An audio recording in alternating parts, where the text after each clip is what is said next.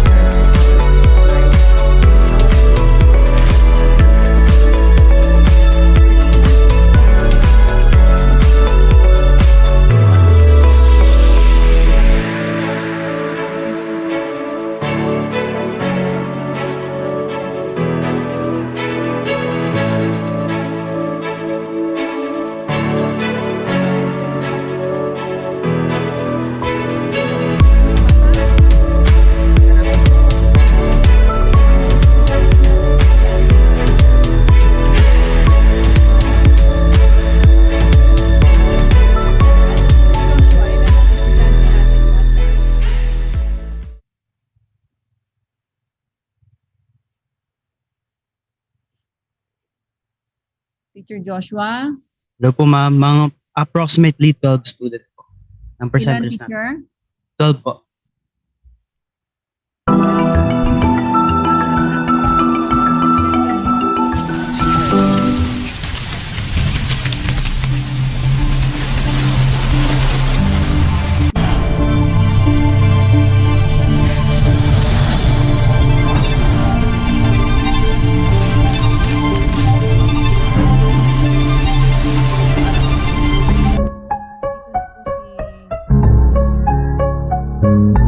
Anabolic beat. Ayan, dito na, si Sir Jason. Sir Jason, good afternoon. Good afternoon, sir. Welcome to FCPC. Andito na si Teacher Sheng. Hello, Sir Jason. Ano, best friend? Ah, Kasama kayo nung sa journalism. okay. Hello, nice to see you, Mr. Karaang. Thank you very much for updating us. Ayan, Sir Jason. Mamaya, do you have slides to share during your presentation? I will share it. Okay, so alam mo naman na yun, ano, I think naka-enable naman na yung ating slide sharing.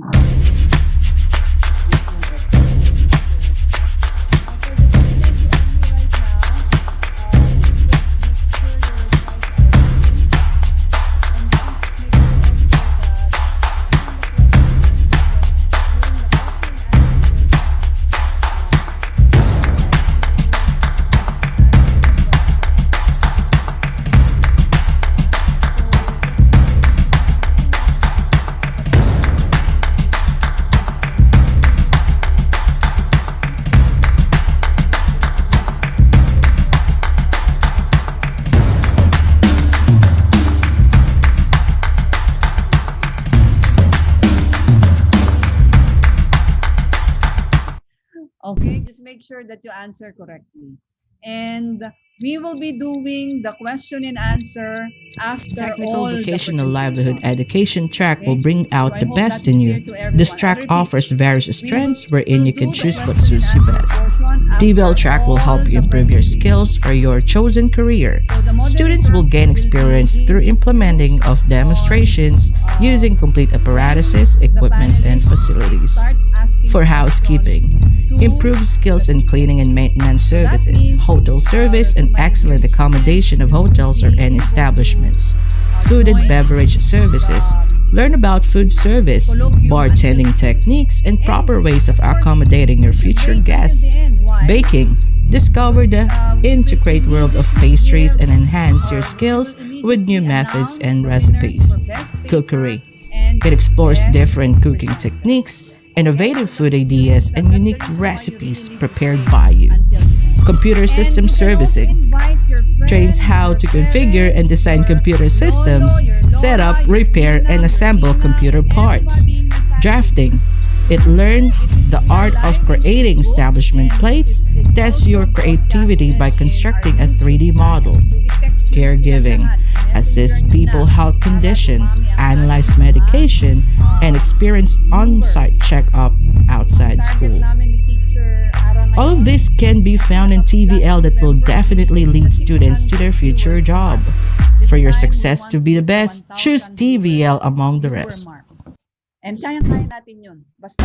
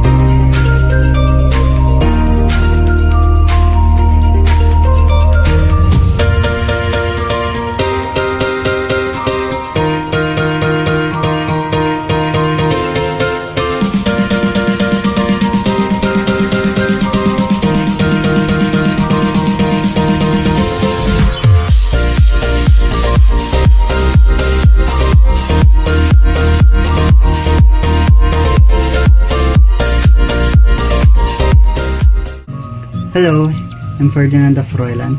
I'm a third-year college student taking BS Psychology program. And I want you to know that psychology is more than mental health.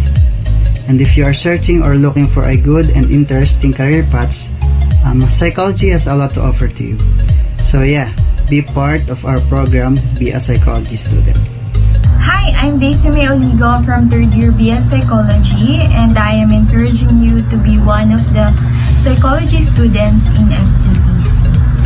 As a future helping profession, I want to help people in their transformation towards becoming more unconditionally loved, tolerant, and compassionate people. People need more people to care and who want to listen. You joining us to our program, we can make difference. You always matter, and soon you will be one of the reason why someone keep going. Good day to everyone. I'm Paula Cruz, third year college student from BS Psychology 3A. Encouraging you and welcoming you to our program, especially those who are upcoming college student this year. I want to exhibit and inform you that FCPC has a quality education and professional teachers that may help you in the field of psychology. So enroll now and join us to our psychology program. Thank you!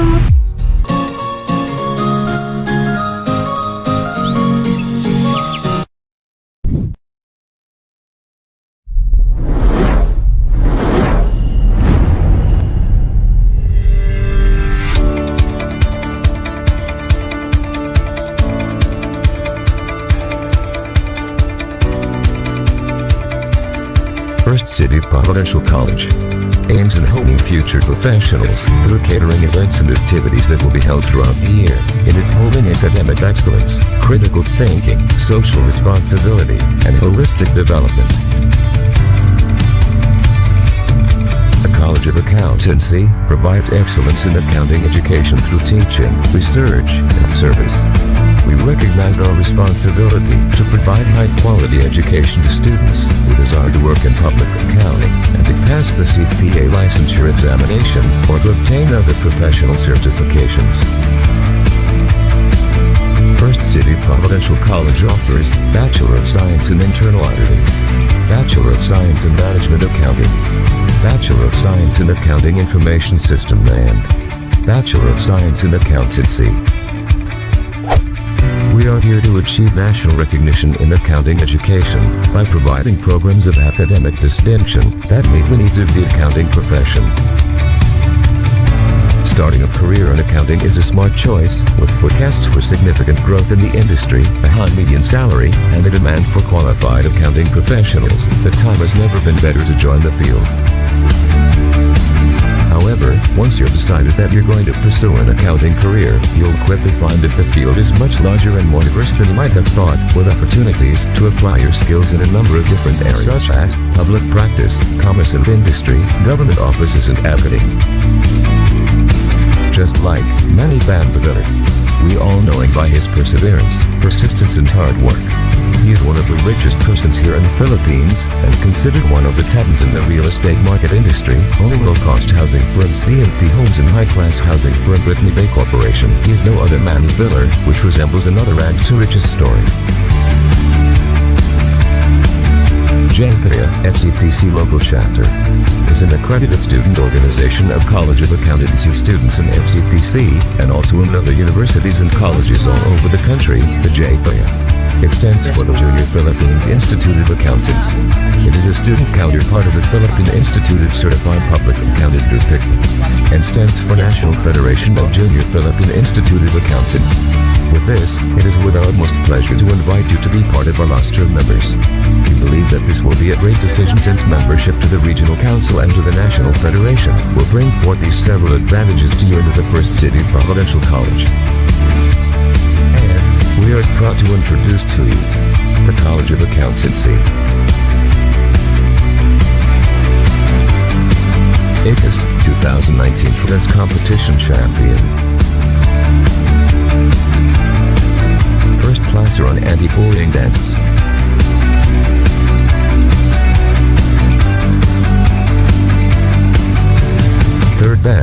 Arabic script presentation. Math Crispy Champion. Another crispy first runner-up. Spoken Poetry Champion.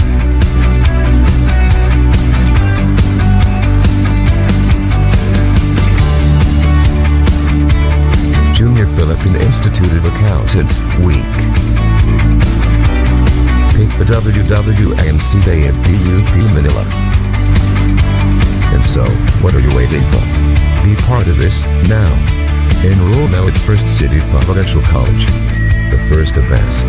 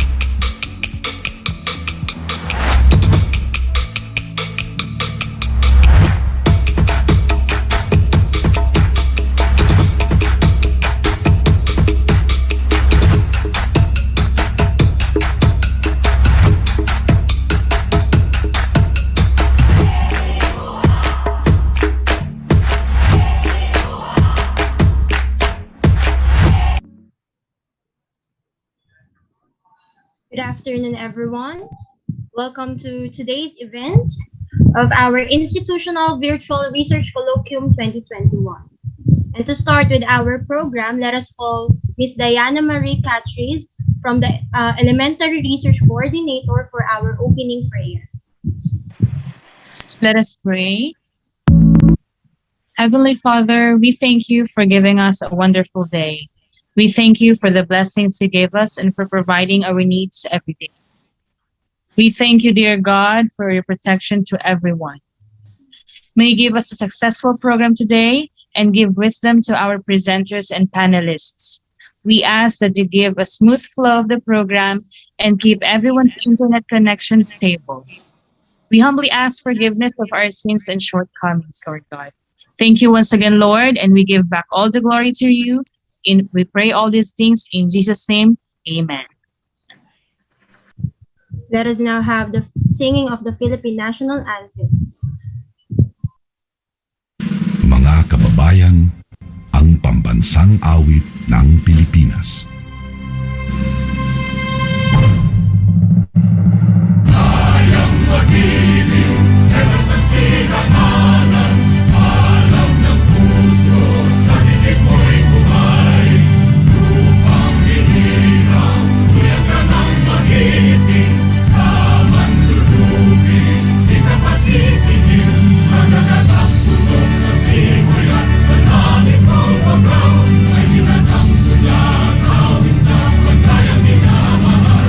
Ang isang ng matawad mo'y tagumpay na nagtinitin, ang bituin at araw niya kailan pang ay di matitindig.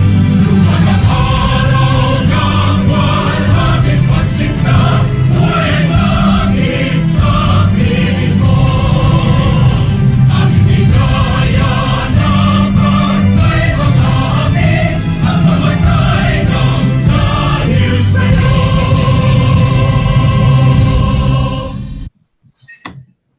Let us now recite First City Providential College Vision and Mission.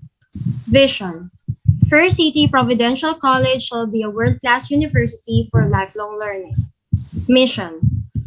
First City Providential College shall offer relevant and multidisciplinary academic programs to produce lifelong learners who are globally competitive and socially responsible professionals. Produce viable researches for local and international publication and utilization.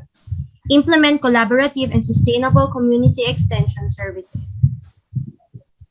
FCPCian's Creed.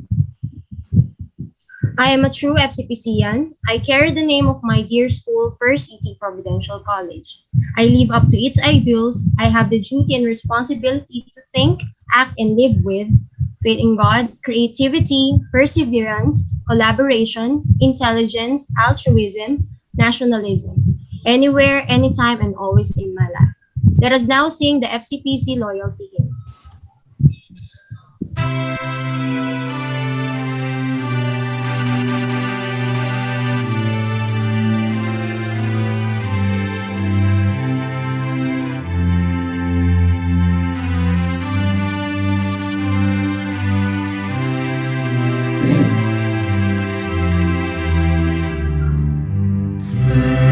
City Providential College, fair fountain of life, your children humbly offer thee a heart's sincerest thanks, and ordinary home, rising calmly from storms of change, those gently merge to a precious gem, like white and loving hands.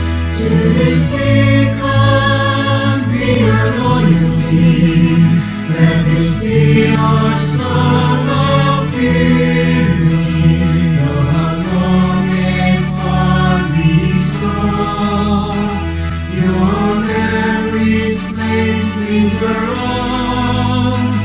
We will sail to bright destinies, though perilous is all.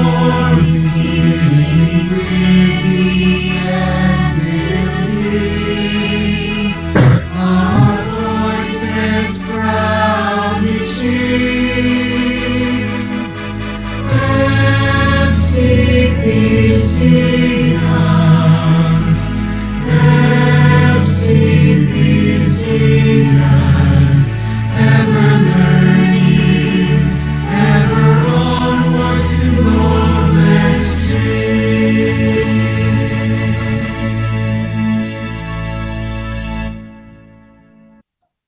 Once again, a pleasant afternoon to everyone.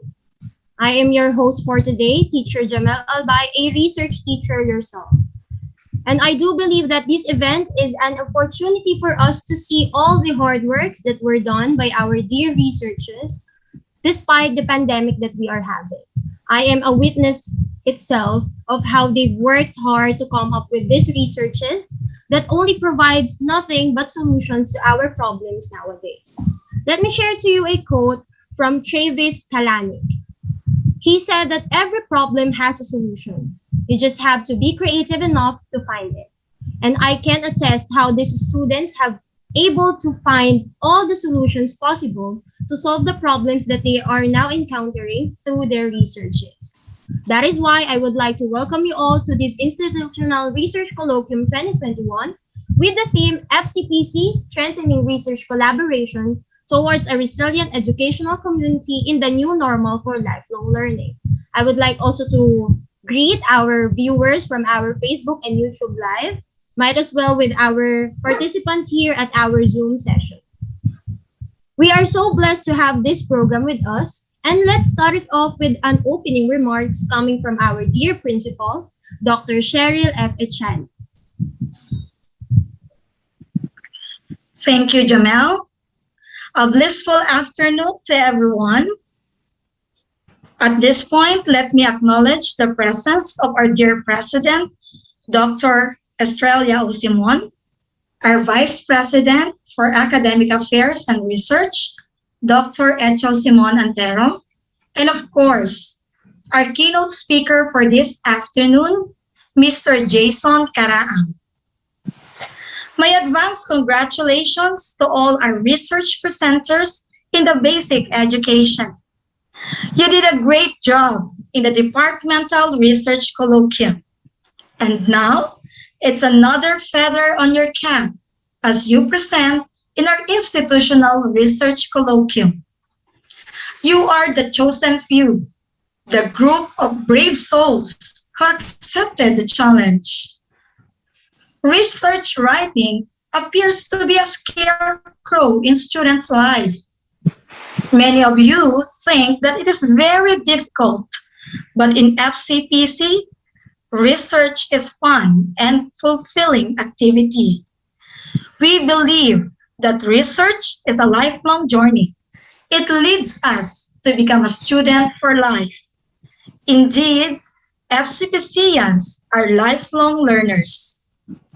With the theme FCPC, Strengthening Research Collaboration Towards a Resilient Educational Community in the New Normal for Lifelong Learning, we will continue to strengthen our research programs that will prepare all students to be informed and participative citizens who are able to make judgments and decisions regarding applications of scientific knowledge that may have social, health, or environmental impacts. That is the real purpose of research writing. As you conduct research, you are developing positive values and traits. Research enables you to be a researcher, a true researcher for life. I use the acronym researcher to describe how beneficial research is in developing these positive traits and values in us. R, this stands for resourceful. Resourceful in dealing with a difficult situation and finding solutions to problems. Ethical or morally right and good as you consider the ethical considerations in research, such as honesty, objectivity, confidentiality, and respect for intellectual property. Systematic in doing your task as you recognize and as you organize data and apply systematic approach to solve the problem. Effective in communicating your ideas with your co-researchers. Affable or friendly with your fellow researchers and group mates. You become more understanding and try to complement one another. Responsible, not only as a student, but also a socially responsible first citizen. Committed to accomplish your task. Thus, you become more patient and determined to attain its completion and utilization. Humble, that there are always things to improve on your research based on the recommendations and feedbacks from the panelists. Equipped with the life skills that will make you successful in all your endeavors. And last but not the least, resilient in dealing with the problems and overcoming challenges in life.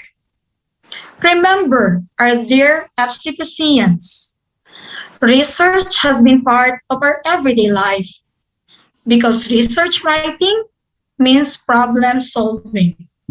As mentioned by Neil Armstrong, research is creating new knowledge. With this, let us become creator, curator, and generator. Happy Research Colloquium to all of you, our dear students. Continue to be great problem solvers. Thank you, and once again, a pleasant afternoon to all. Thank you very much, Ma'am Sheng. I'm pretty sure that our researchers were all encouraged to continue having researches up to their last days in schools for this school year and to their coming school years ahead. And let us now proceed to the main focus of this plenary session, to hear some more few encouraging words from our keynote speaker. But to introduce who he is, let us call on the English coordinator, Ms. Cristel Ann Lorenzo, to introduce our keynote speaker for today. A pleasant afternoon to everyone. In First City Providential College, we continue to imbibe the research culture that research is fun. Today, it is with great honor and privilege to introduce to you our keynote speaker, who has proven himself that truly research is a fun-filled experience. Our keynote speaker is a licensed professional teacher, writer, journalist, and a researcher. He has been teaching for almost, if not more than 12 years. And currently, he is affiliated with Rizal Elementary School as Master Teacher 1. He is truly an epitome of lifelong learner. It is evident that he always seeks for knowledge to enhance more his skills. He finished not just one, but 2 master's degree. MA in Language Education at University of the Philippines, Diliman, and MA in Educational Leadership at the University of Asia and Pacific. Currently, he is taking up a Doctor of Philosophy in Education, major in Educational Leadership and Management at De La Salle University, Manila. His dedication and commitment in the field of education were proven through his various awards and achievements, may it be division, regional, or national level. He excels in both teaching and curricular activities like journalism and research. In fact, he has been awarded as Exemplary Research Awardee by the Department of Education NCR in 2018 regional level. Also, he has presented research studies in different research presentations and colloquium on both division and regional levels. Last 2019, he was granted with Basic Education Research Fund.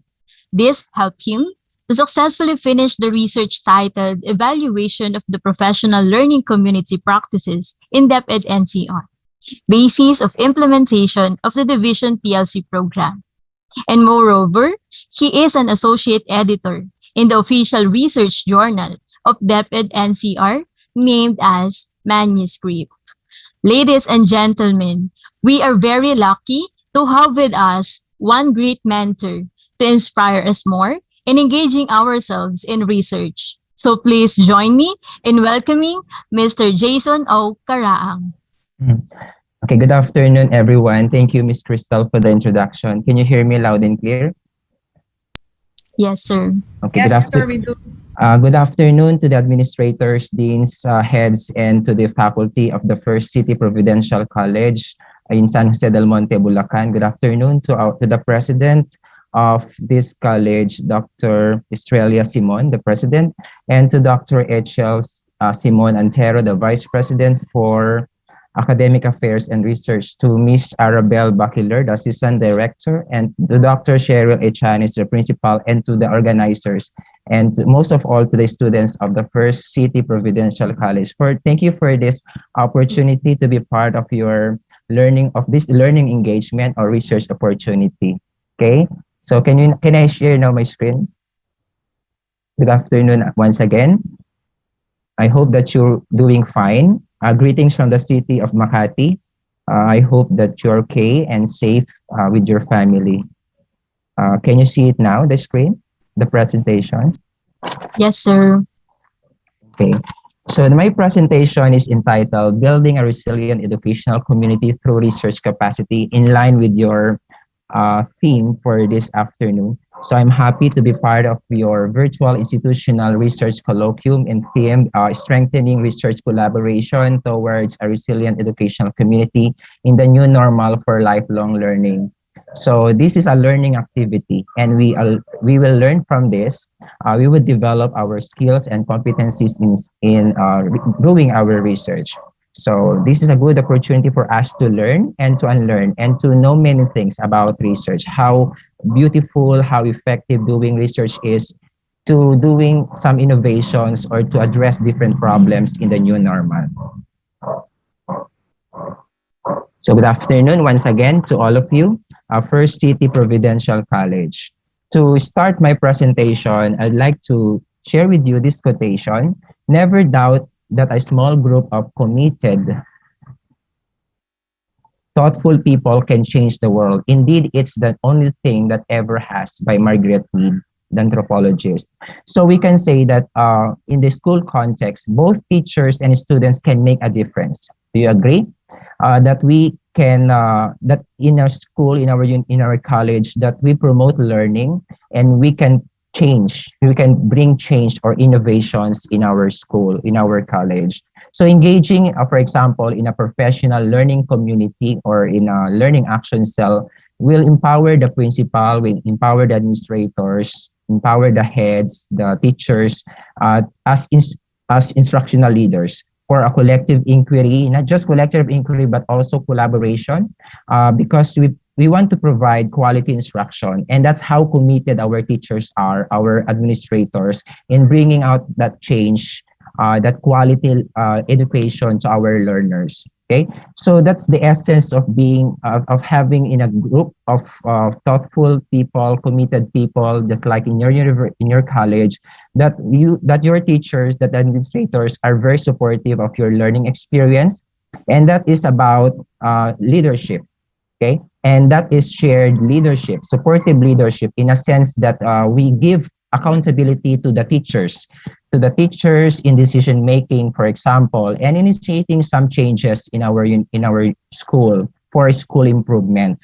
Okay, more importantly, when teachers engage in a research or in an action research, for example, that's one way to bring out that change, to be a change, to contribute to the improvement of our school, because through action research, teachers are involved in a collective inquiry, in a collaborative discussion among the teachers, and to discuss topics that could help our students learn. Okay, so more importantly, when our students also engage in a research, okay, our grade 6, our grade 10, junior high school and senior high school students, when we involve them in a research project, they also share that responsibility, and they take that collective decisions to demonstrate that research knowledge or research skills and competencies. Thus, we are increasing the engagement of students through research that will help them, that will help contribute for learning. And that's the essence of why we are doing this research colloquium. And that is to promote the culture of research in our college, and to engage our students and teachers in a meaningful, in conduct of the meaningful learning or research project. Okay, so we have different situations, different problems nowadays in the new normal that we need to address. And through research, we can reduce the or minimize the possible effects of these challenges to everyone, especially that we are now in the online distance learning modality.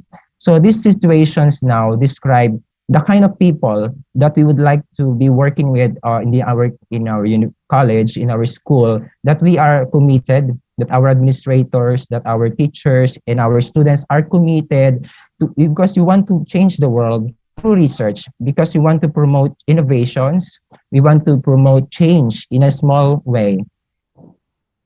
And that describes the kind of people as mentioned here in the quotation. So what is research capacity?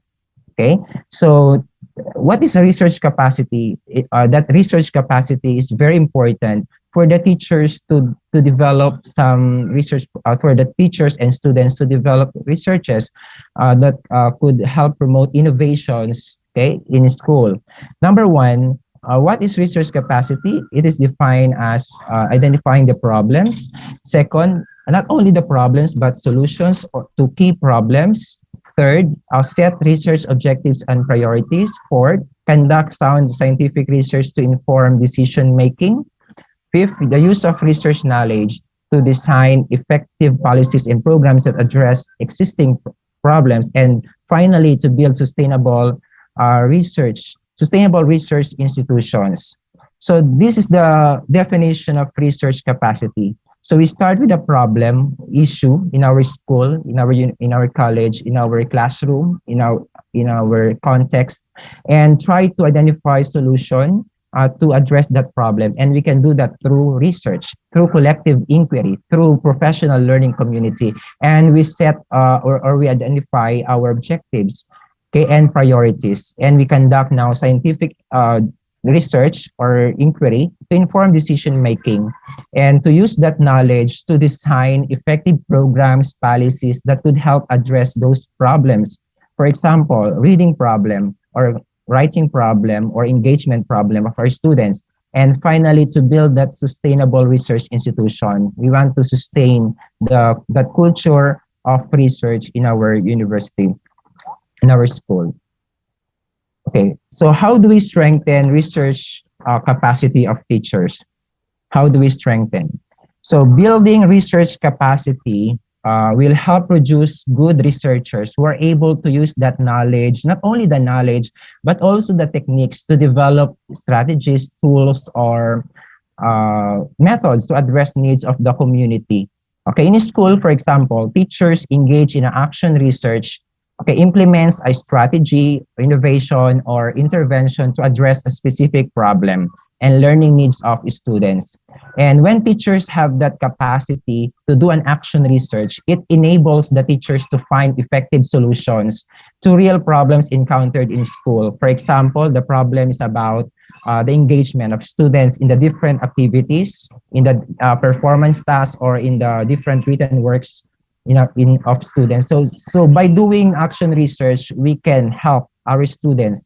We can address the different challenges or issues that come because of some limitations or problems. So according to the World Health Organization, strengthening research capacity will help produce a pool of researchers who can use that knowledge and techniques to develop strategies and methods to tackle complex problems worldwide. So in our context that we are now in the new or the distance learning modality, we have many challenges right now, right? Our students are having difficulties, for example, in terms of the submission of their performance tasks, or there are many who cannot cope with the situations. And through research, we can help address that. Okay, so research capacity is strengthening is all about is the process by which individuals, not only the individuals but also institutions like First City Providential College, develop skills and abilities of the students, not just the students but also the teachers, but all and other stakeholders to perform research effectively, efficiently, in a sustainable manner. Okay, in the context of research, when you say effectiveness, it's the extent to which the objective of the research project have been realized. Okay, and the question is, did this research achieve what it intends to do? Or did it provide an answer to the question? Did it provide a solution to the problem? Okay, did you use the correct method or the correct or appropriate strategy to address a problem in your school? In terms of efficiency, measuring the efficiency means that answering the question like, is the proposed methodology or strategy the best way to arrive at the desired results? Okay. In terms of sustainability, we can assess the sustainability after the completion of the project. Okay. So we would like to ensure that this research undertaking, that research innovations, okay, are continuously done or implemented through the commitment of the stakeholders. Okay, that's very important that all the stakeholders are involved in the research activity in the college. Okay, so research capacity strengthening is all about improving the capacity of all the teachers, of all the students. I'm happy that our grade 6 students now are doing their research, descriptive research. While I was reading the abstract and then the content of the paper, I was smiling then because your students are capable of doing research, even if they're in the grade 6. Okay, more so in grade 10, they can now do research. Okay, and also for senior high school, I commend you for that. Okay, and we would like to develop that skill among our students, that leadership skill, like communication skill, okay, inquiry, collaboration. That's what we want to be developed among our students. Okay, and to capacitate our students and teachers, we want to have that support mechanism or that supportive leadership.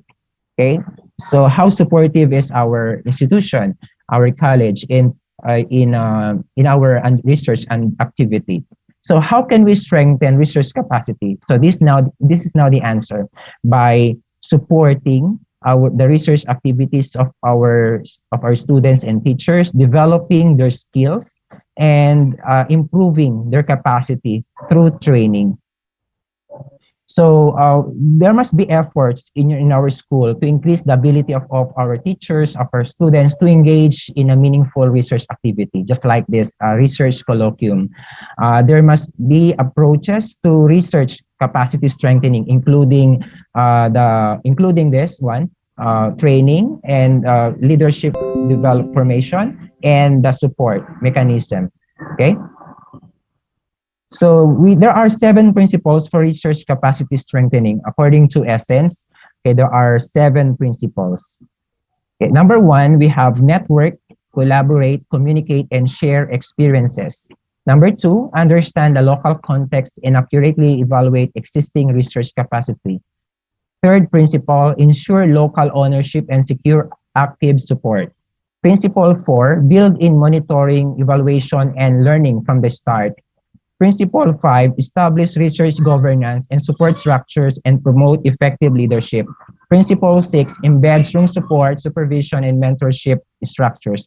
And the last principle, think long-term, be flexible, and plan for continuity. I will discuss these principles and explain how it will work in our institution. Okay, the first principle is about network, collaboration, communication, and sharing of experiences. Okay, and it is emphasized that collaboration, network, and communication are essential to promote research in our school, in our college. So all research capacity strengthening efforts are part of a wider network of activity. So we need to understand the context of our students, of our teachers, no? And we engage the community, the school community, and our administrators, okay? Because administrators will be part of the implementation of our research. And of course, we all rely on the ability to communicate with our goals. Okay, our students must know, must be clear about the purpose of doing the research activity, and they have that commitment to do research. Okay, communication is very important because that is something that we need for the people, for the stakeholders to work at as individual, as a community, and within, and also communication with other organizations that is also essential. Okay. Second principle is understanding the local context and accurately evaluating existing research capacity. So there must be a thorough understanding of the context of our students, the needs, and also the teachers' needs. Okay, because from there we can start building or making some research activities. Okay, that's the foundation that we want to know how good our teachers, our students are in doing in doing research. Okay, so and from there we can come up with training. Okay, we can come up with programs that could help improve the research ability of our stakeholders. The third principle is about ensuring local ownership and securing active support. So we need to seek the support, okay? Seek high level support for capacity strengthening, okay? Ensuring appropriate leadership of the program and seeking active support. So we need the supervision and the guidance of our teachers, of our administrators in order to implement the research activity. Okay, the fourth principle is building in monitoring and evaluation and learning from the start. So this principle of evaluation, monitoring, and learning requires us to understand how effective our research capacity, our research activities, okay? How it helps improve the research abilities or competencies of our students. So there must be an ongoing evaluation and monitoring of the research activities. Okay, but when we talk about evaluation, what exactly do we mean about that evaluation? It is important to think carefully about what indicators, okay, what are the success indicators, okay, to measure how effective the research activities in our school. So later, the performance of our students could be an indicator that you are doing an effective research program in your college. How effective it is when your students effectively deliver the research project, effectively presents or answers the question. Okay, that could speak about the quality of the research experiences that our students have in our college. Okay, the fifth principle is establish research governance and support structures and promote effective leadership. So governance meaning the structure, the system that exists in our college. Okay, that enables us to perform effectively because there's a support system. Okay, that empowers us to make some decisions, for example. So that's about governance. And we have another variable, which is support structure that facilitates the research management. These two are very important. They work hand in hand. The governance and the structure, governance and the leadership, okay? Governance and effective leadership, because they could contribute to the improvement of the research capacity or strengthening the research capacity of our stakeholders. Okay, the sixth principle is embedding strong support, supervision, and mentorship and structures. Okay, so our teachers, okay, our principal, our supervisors could help us, could be part of our research capacity strengthening, because the role of the supervisor is that as supervisor, you support and you oversee the work of the teachers, of the students in the research. And as a mentor, on the other hand, we are here to support the researchers' personal and career development. So mentorship can also take the form of, for example, peer-to-peer mentorship to build the capacity of the researchers. The seventh principle, finally, thinking long-term, be flexible, and planning for continuity. So that talks about sustainability. Okay, sustainability will emerge where all the principles, all the 6 or 7 principles that I have discussed have been applied. Okay, when First City Providential College has engaged in a research endeavor, okay, there must be all these principles must be present in order to sustain the research program in the in the college. Okay, so there must be a deep understanding of the context of understanding the situations, no, understanding the needs of our students and our teachers, and there must be that capacity strengthening strategy through training.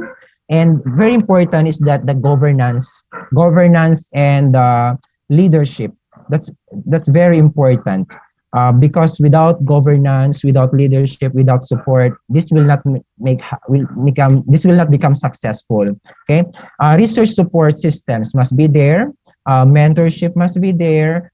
Also, a system of mentoring and monitoring and evaluation that promotes learning. That's very crucial to develop, to sustain and to make sure that there's a continuity of our research. So research collaboration is regarded as a methodology to improve practices. Okay, and that practice now, if it is sustained, it will help improve the learning experiences of our students, and in general, it will help improve or develop the economy, or to sustain the economy. Okay, to improve the health of our people. Okay, but for the educational context, to improve the learning experiences, to improve the learning outcomes of our students. Okay, so we regard, for example, doing research, an action research or basic research as a methodology to determine the practices, to determine the best intervention that we can provide to our students. And if that becomes a practice, that becomes now embedded in our culture, okay, that will help improve the school, okay, in terms of access or quality or the governance. And that could help improve the overall, okay, overall performance of our school, okay. So that's why we need to emphasize the importance of research, okay, of doing research in our school, because that could contribute to the improvement of our school performance. So in the university, there must be collaboration with industries, with agencies, okay, with private sectors. Okay, that's collaboration. Okay, partnership with other stakeholders. Okay, because effective channel, that could be an effective channel for innovations and for economic growth.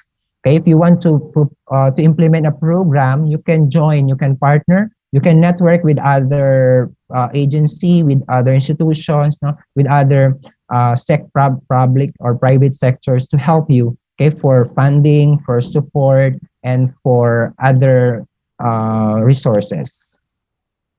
Okay, I'll give you an example. In Australia, they highlight collaboration because in Australia, they believe that collaborating with the universities, with other agencies, could help improve, okay, and that climate for innovation that would help increase ICT literacy and transform teaching and learning. In the United States also, they strengthen collaboration among the stakeholders because that could help establish leaders in a new cross-disciplinary field.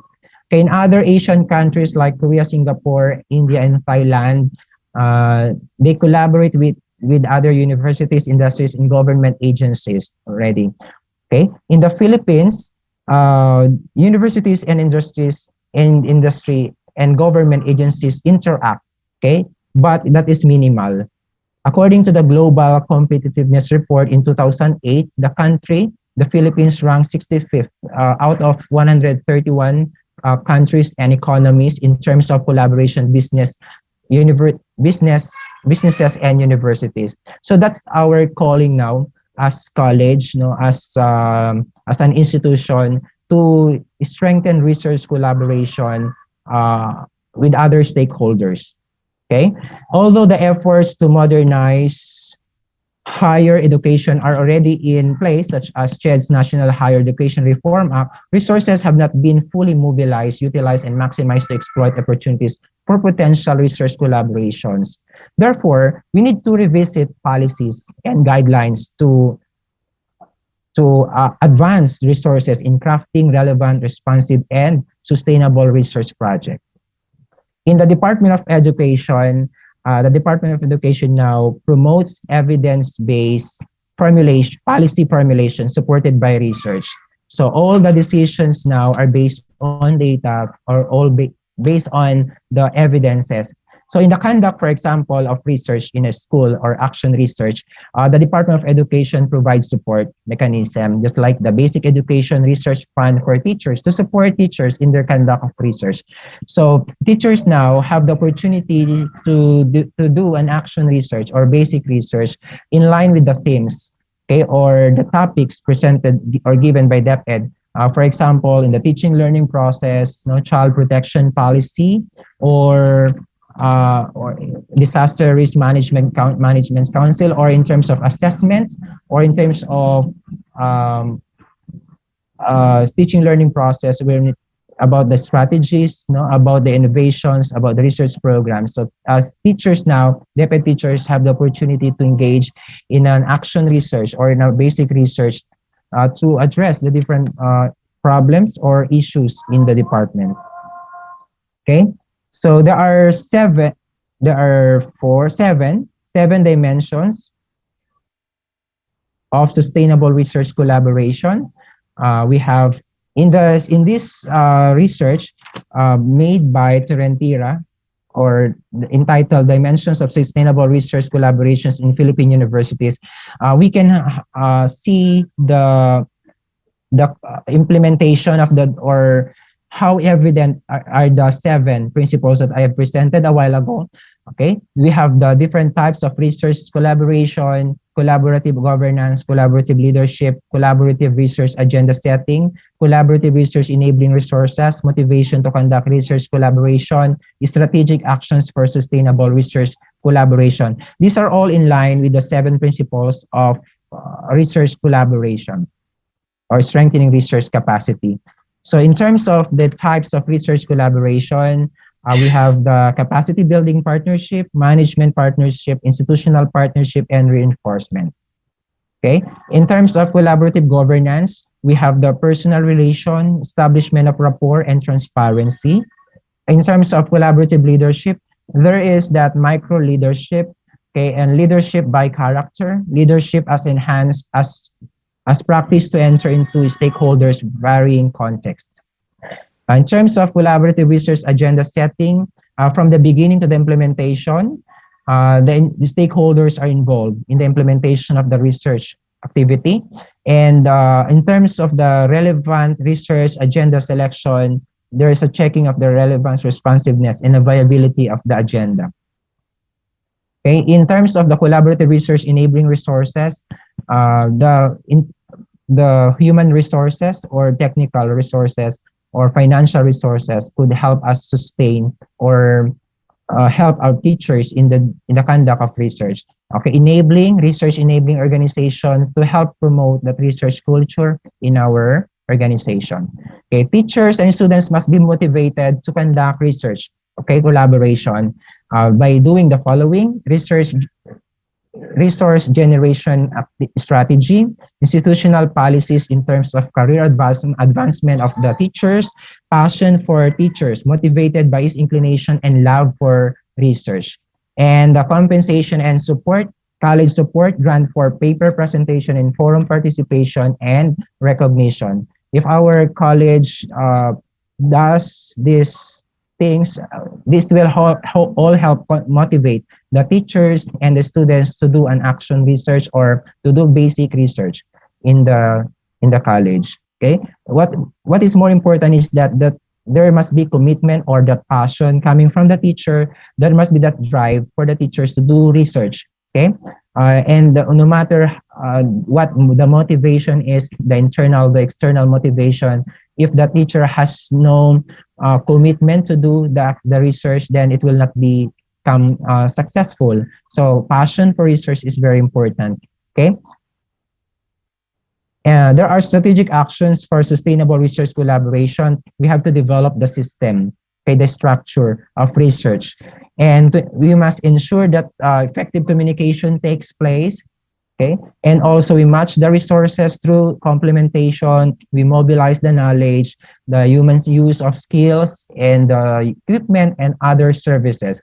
And more importantly, we want to develop a culture of research that our teachers are motivated, our students have that skill, have that competency, that attitude, okay, to do the research, and we must provide them the necessary support or the training or the instruction that they need in order to develop that research competency. Also for teachers, we can start with the training. We help them in the different activities, okay, research processes. So from the start up to the end of the research activity. Okay. So these are the strategic actions that our college can do in order to sustain research collaboration. And to end my talk, let me share with you the following recommendations. Okay. Number one, stimulate discussion on how best to evaluate the impact of research capacity strengthening initiatives. So we can start with a discussion in our meeting or in our professional learning community, how we can improve the research capacities of our stakeholders, of our students. Okay. So first, it is very important that we know, we understand the situations, the context, okay, the needs of our teachers, of our learners. Promote good research governance and emphasize the importance of effective operational and strategic leadership. So it is emphasized that supportive leadership is very important in order to motivate the teachers to do research, our students to do research. Okay, so there must be support system. And third, encourage funders and recipients to share their experiences of research capacity building, help to shape best practice. So this one, Research Colloquium, this is a good avenue for the students to share, to share that research findings, research outputs. Okay, that could also motivate other students to do the same. Okay, research. Okay, finally, to foster greater cooperation and collaboration between different organizations and researchers. So there must be that partnership or network of engagement with other stakeholders, with other communities. Okay. So thank you for listening. I hope that through the presentation or through this speech, I could enlighten you about the importance of research collaboration and strengthening the research capacity of our students and teachers. Thank you very much. Thank you very much, sir. Now let us appreciate all the efforts of our keynote speaker for sharing to us all comprehensive advices on how to make researches possible amidst this pandemic and throughout this school year that we are going to have in the coming years. Let us give him the certificate of appreciation. Let me read the citation. First City Providential College awards the certificate of recognition to Sir Jason O. Caraang as the keynote speaker in the Institutional Virtual Research Colloquium 2021 with the theme FCPC, Strengthening Research Collaboration Towards a Resilient Educational Community in the New Normal for Lifelong Learning, given this 14th day of May 2021 via Zoom application.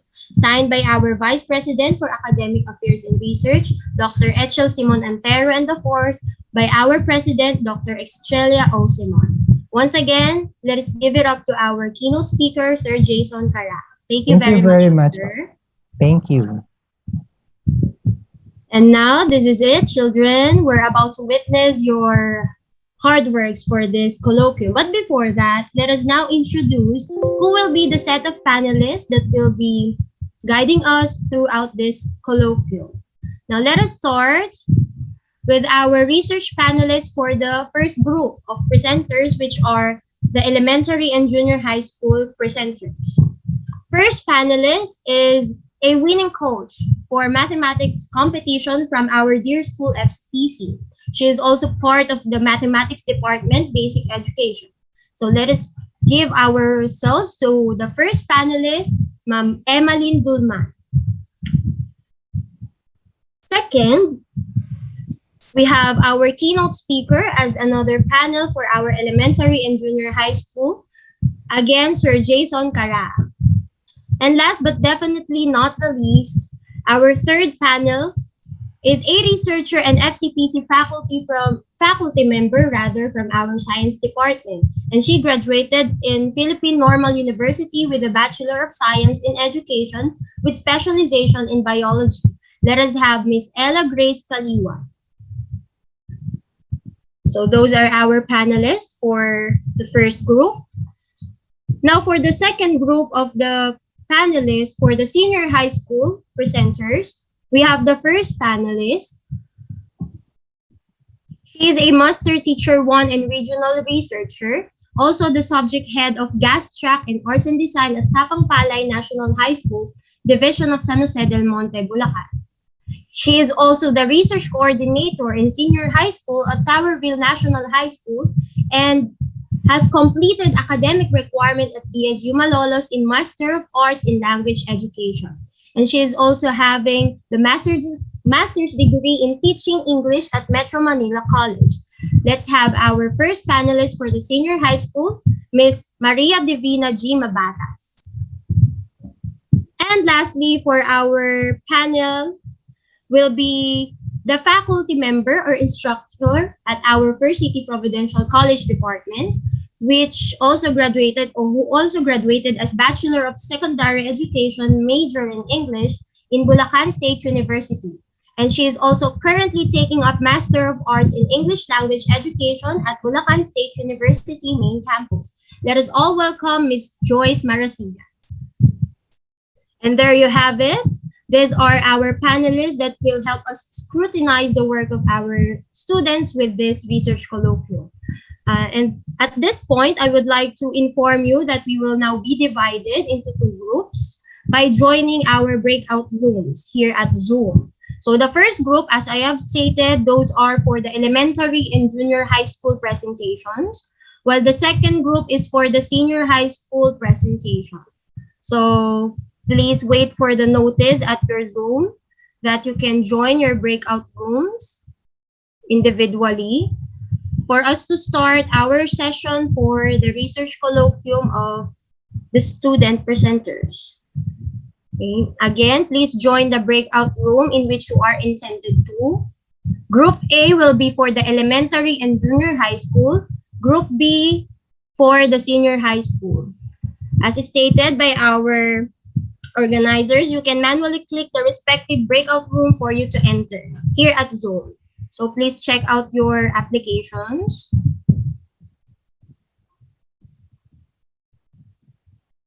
Okay, they are starting to join. So we are hoping for the best for all the presenters. So let us all do good and prove that research is fun here at FCPC. So thank you very much. Okay, let us now join our breakout rooms. Thank you.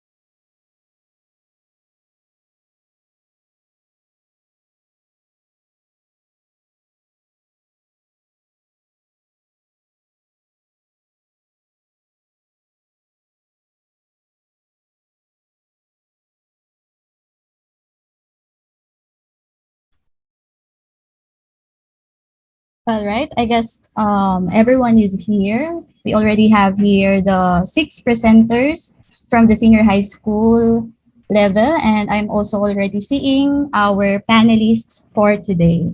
All right, so good afternoon, everyone. Welcome to our breakout room. We are all in the senior high school virtual room, wherein you will witness the presentations of our top 2 chosen best research paper in the recently held Basic Education Departmental Colloquium. So basically, we will have 2 presenters in each strand. We have first Mel Enzo Ferrer and Lichelle Mercado from STEM, followed by May Ann Prado and Estela Lope from UMS. And the last set of presenters will come from the ABM strand. We have John Cyrus Melgar and Martina Jazzy Balbuena. I am teacher Justin Ruth P. Bulanon, your moderator for this session. Now, before we start, let me just reiterate some of the rules and reminders for the presentation proper. Firstly, for the presenters, you would have maximum of 10 minutes to present your PowerPoint. And once you reach the time limit, you would be courteously cut to proceed with the next presenter. So basically, we will have first the presentations of all the representatives from all strands. Then afterwards, we will proceed with our Q&A portion. So participants, kindly be attentive at all times. Then for our dear panelists, we have Ma'am Joyce Marasigan and Ma'am Divina Mabatas. Good afternoon, ma'am. You would be given 3 minutes po to ask each presenter. Therefore, what we would do, we will be calling one panelist for each student. However po, if time will permit us, we could ask follow-up questions from the other panelists. Okay, you may just simply raise your hand, ma'am, if you would still want to ask. All right, then as for the scores po, kindly put it already in the Google Docs provided by our research coordinator, Ma'am Elish Naongayan. All right, I guess we can now proceed with the presentations of our students. Can I now see the first presenter? We have Enzo Ferrer. Could you please open your camera, anak? Then you may now start sharing your PowerPoint. Again, Enzo. I'll be. There you are. People tech. Can you hear me? Yes, Enzo. Ma'am, I'm having, right now, ma'am, I'm sorry po, ma'am, I'm having quite a technical difficulties right now po, ma'am, with my personal computer. It's kind of lagging po, ma'am. Ayo, okay. I think, ma'am, my PC is okay right now. I hope so. It would be okay. All right, relax, Enzo.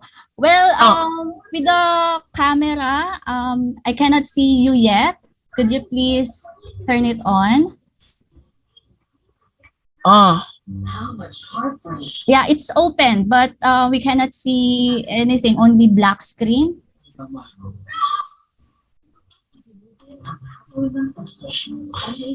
Then the next presenter, we have Lichelle Mercado. Okay, kindly prepare yourself, your camera, and also your PowerPoint presentation as well. Oh, correct.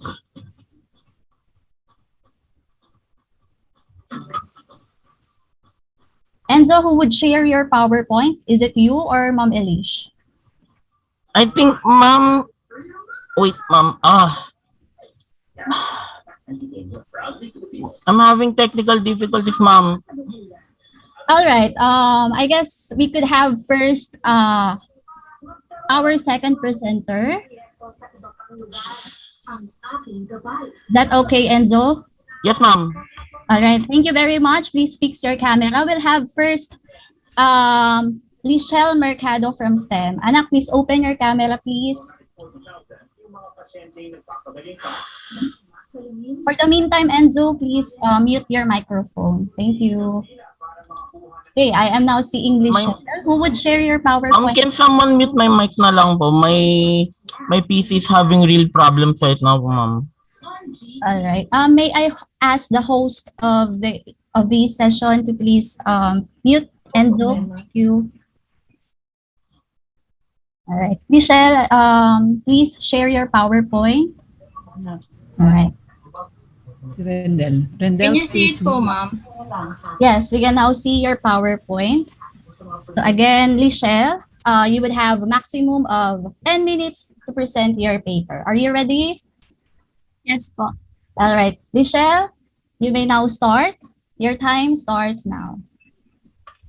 Good afternoon to everyone. I am Lichelle de Nava Mercado from grade 12 STEM 5, presenting my conducted research paper about an evaluation of the accumulated development of cherry tomatoes, Solanum lycopersicum varicosiform, pepper, Capsicum annuum, and Chinese gavage Brassica rapa pekinensis using Helmholtz coil electromagnetic induction.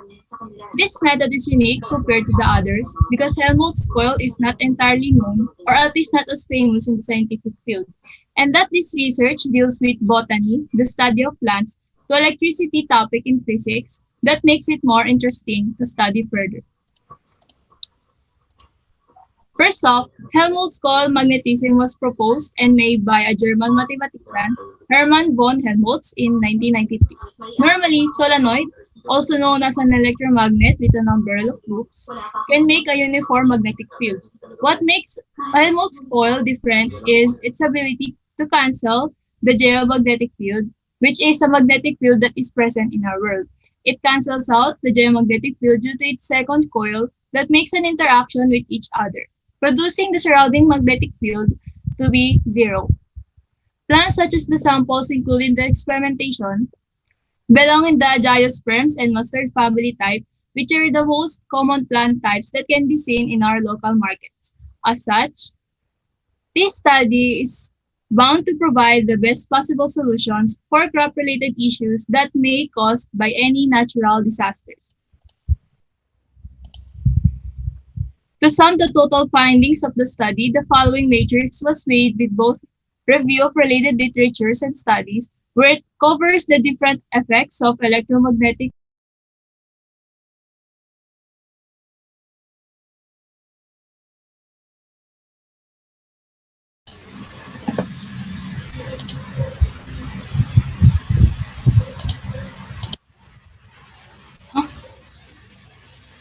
Ma'am, wait po.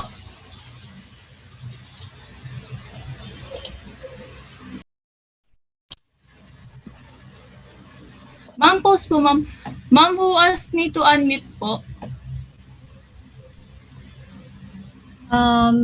No one, anak. But you could continue presenting your paper. Please go to the last slide you were presenting a while back. Sorry po, ma'am.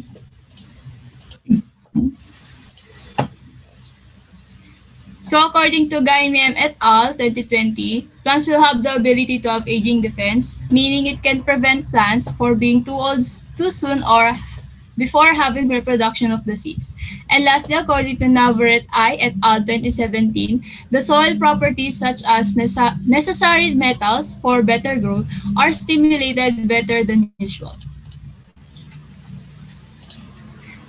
Heading to the statement of the problem, first statement explains the differences of development of the samples, wherein the different plant types will tell whether they have an equal result or not. Second statement includes the process of growth, which includes how fast or slow the plants grow. Third one states the evaluation of the accumulated development of the plants. These statements will determine the effects of Helmholtz coil electromagnetic induction in plant growth.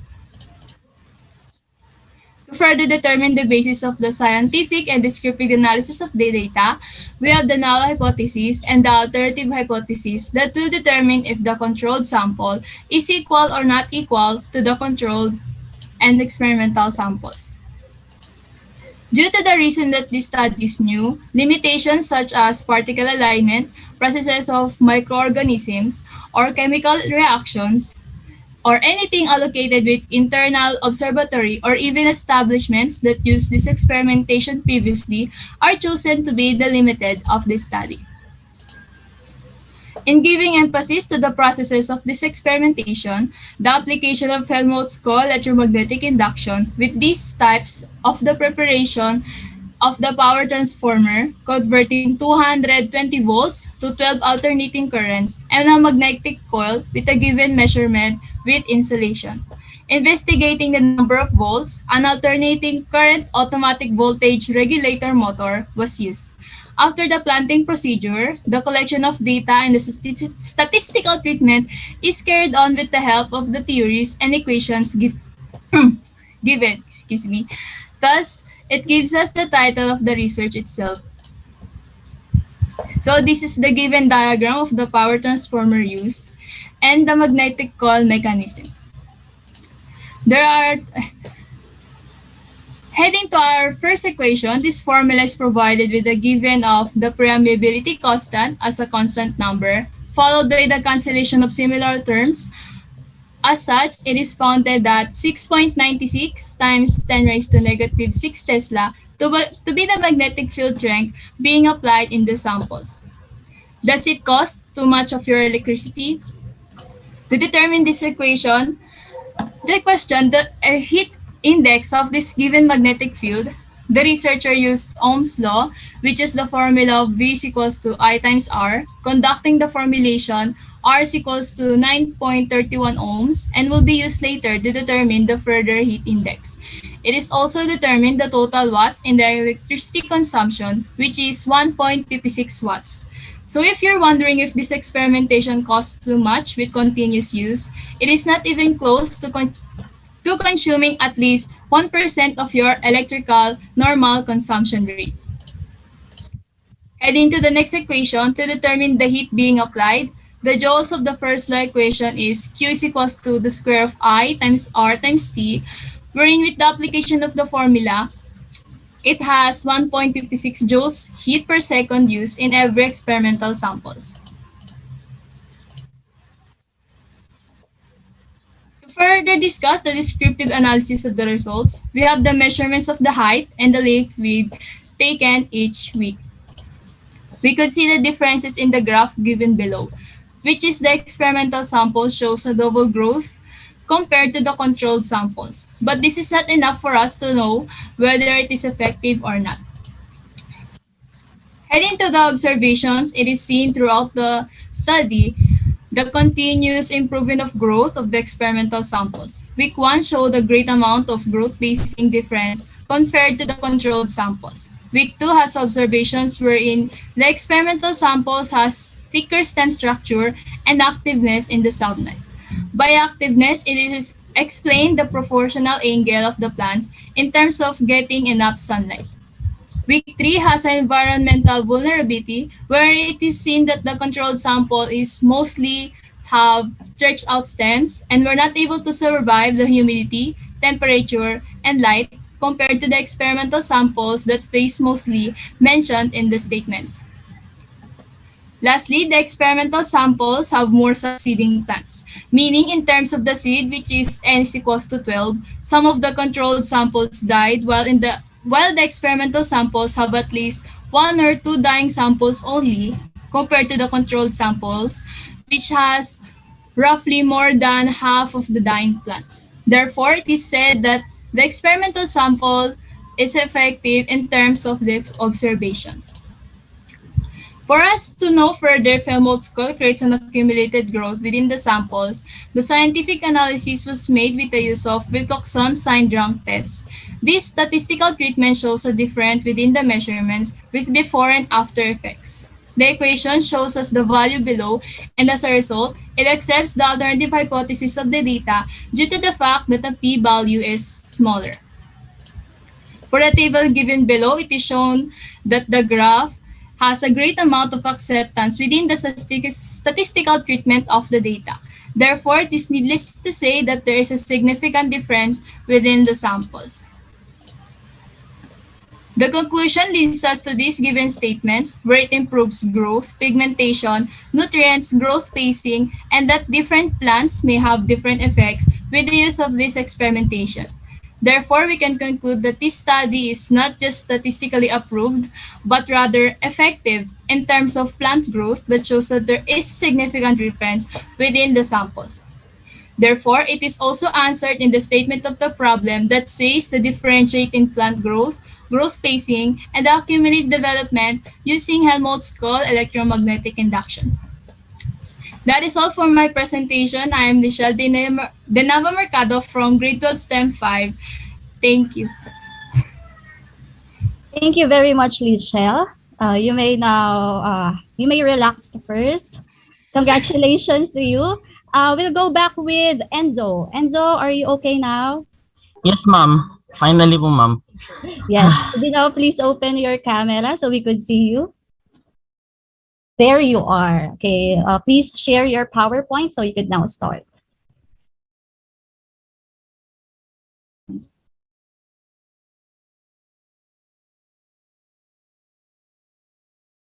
So we are still on the STEM presenters. We have Mel Enzo Ferrer. All right, Enzo, Can you see again, the PPT na po, ma'am? yes, we can see it. Okay po, ma'am. Again, you So, have 10 minutes to present your paper, Enzo. Your time starts now. good morning, everyone, and good afternoon, everyone. I'm Melinda Ferrer from 12 STEM 1, presenting you my study entitled The Effectiveness of Solve in Improving the Student Skills in Dimensional Analysis. So first, dimensional analysis, according to lumenlearning.org, is a method of converting a specific unit to another unit. Like for instance, in this picture, we're trying to convert 6 feet per second to miles per hour. So we're doing the equivalent unit. For example, in here we have 580 feet in 1 mile and 3,600 seconds in 1 hour. So we're converting a unit to another through its equivalent. So on the other hand, numerous mathematics-related games are made to promote more non-conventional learning. And according to brightstart.org, repetition is a good way to master newly acquired skills. Like for example, in this solving like dimensional analysis problems, with repetition we can master different skills. And it also promotes confidence and speeds up the students' learning. To back my study up, I have here my mathematics review of rated literature according to chem.tamu.edu without a date.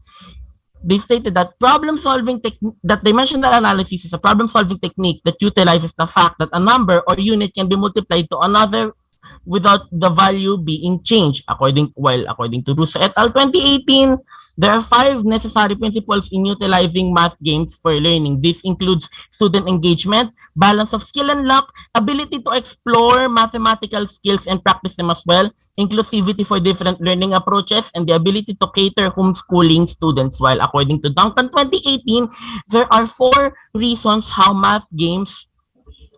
mathematics games can enhance the mathematical ability of the students, such as it promotes effective synchronization of mind and body, accessibility for all levels, promotes growth and improvement for teachers, and instills a certain love for math among students. While according to Wright 2018, there are 4 different mechanics that math games can have to help the students to be better in mathematics. This includes a feedback mechanism that tells students whether the student is right or wrong, or more importantly, if it is wrong, and shows how to do it properly. And also effective transition from visual means to symbolic means of learning math, learning pace customized to the learning curve, and utilization of non-routine problems. While lastly, according to games and learning.org as well, math-related games promote mental growth because several parts of the brain, such as prefrontal complex responsible for abstract thinking, analysis, choice-making, and predictions, hippocampus or for memorization, spatial navigation and learning, and cerebellum responsible for movement work while playing math-related games. For my related studies, according to Barami et al., the conclusion of their study stated that students taught by game-based approach scored higher in the test. It's been done with 31 students in experimental control group. Both groups took a test 1 and 3 weeks after the experiment, and to describe the data, they used mean and standard deviation. While according to Kebrici et al., the study concluded that students who played the games inside the classroom and school labs have greater motivation in studying math. While in Ye et al. Studies, the increase of students in learning mathematics increased after students tried the game. While according to Bragg, using pre-test, post-test, delayed post-test, and quasi-experimental design, the researcher concluded that the use of math games had minimal effect on the students' learning in mathematics. Well, lastly, according to Tugut and Temur in 2017, game-assisted mathematics education has a medium positive effect in the overall academic effect. So my study is guided by the theory about the agile software development life cycle in which it promotes interaction and focuses on a working product than more of a documentation thing. So In my case, the app is a working app right now. It's a good thing, created it, and it guided my entire study. Next, for my conceptual framework, this is how I did this is the conceptual framework of my study, in which I made a game from Unity first and had the functional testing for errors, then the outcome, which is a solve app, and alpha testing, in which I tested it alone by myself, then pre-test for the respondents, then I had the beta testing for the experimental group only, and the post-test for all groups, and with that, I determined if the game is relevant in improving the students' dimensional analysis skills. Why? For my main objective of my study is to determine the effect of solve in improving the skills of students in dimensional analysis, an integral part of studying different fields of science. While specifically, the study aims to create a game based on dimensional analysis through Unity, test the game for possible problems that may arise, and evaluate the effectiveness of the game via pre-test and post-test. Well, in this study, I hypothesized in the beginning that with the support of the theory and the related studies, the game can be effective in improving the skills of the student in dimensional analysis. While in terms of the pre-test and post-test scores of the experimental group, I inferred initially that there's no significant improvement between the pre-test and post-test scores of the experimental group, while alternatively, I inferred that there's a significant improvement between the pre-test and post-test scores of the experimental group. Well, according to the in terms of post-test scores of the experimental and control group, I inferred the following. The post-test scores of the experimental group are not greater than the post-test scores of the control group, while alternatively, the post-test scores of the experimental group are greater than the post-test scores of the control group. Now, who will benefit from my study? The students, to help them understand further the concept of dimensional analysis. And lastly, the science teachers that can be used by the teachers to supplement the instructions about the concept and promote other forms of learning. Scope of limitations of the study: because of the restrictions imposed by the pandemic, the researcher, which is me, I performed the research at my house from that specific time. For my methodology, my research followed a mixed method because there's a pre-test and post-test research setting. The development of the game is done at my home, and the pre-test and post-test administered via Google Forms. The research respondents are 20 students from First City Providential College with Android phones that run at least Android KitKat or beyond. This is my data gathering procedure: develop, pre-test, play the game for the experimental group, and post-test. So that my data gathering instrument, I utilize pre-test and post-test to gather the data and statistical treatment. I use one-tailed dependent means t-test to compare the pre-test and post-test scores of the experimental group, and one-tailed independent means t-test to compare the post-test scores of the experimental and control group. Effect size was also used to determine the difference between the post-test scores of the experimental and control group. Now, for my results, these are the means of my scores from the experimental and control group in their pre-test and post-test. So, in my first hypothesis, I'm sorry for that, these are the following results using this dependent t-test, using this formula, and in this curve, my calculated t-value is equal to 2.52, which is greater than 1.83 at 5% level of significance, which means that I should, since the calculated value is greater than the tabular value, I should reject the null hypothesis. And lastly, and for my independent means t-test, my independent means t-test, this is my summary, and using this formula, I found out that the calculated value is equal to 1.74, while the tabular value at 5% is equal to 1.734, which means that I should reject, since it is the calculated is greater than the tabular, I should reject the null hypothesis. And for my coherence D, which is to determine the difference, I found out that the coherence D value of my data is equal to 0.78 standard deviations, in which it is relatively large. Now, to sum my findings up, I found out that there is a significant improvement from the pre-test scores of the experimental group after playing the game, and the post-test scores of those who played the game are higher than those who did not play the game. To conclude my study, I found out that the game-based learning can be an effective supplementary tool for learning with proper interventions. And for my recommendations, I recommend for this study to add timed mode to add pressure on students while playing, enhance the user face for further improvement, and lastly, add more topics and levels to the game since the game is in base version. And by the way, these are the pictures of the actual game by a screenshot of one of my respondents. So, thank you. That's all. And I will be accepting your questions now. Thank you very much, Enzo. But I'm sorry please for the speed accept run. the questions later on, for we Yes, will ma'am. proceed already with the next presenters. Again, those are the STEM experimental research presenters. We have Lichelle and Enzo. So let's proceed with the Strand to present their descriptive research study. Let's start with May Ann Prado, followed by Estela Henya-Lope. May, could you please open your camera? Right, we can now see you. I'll share my Please, screen na po. yes. Please share your screen as well.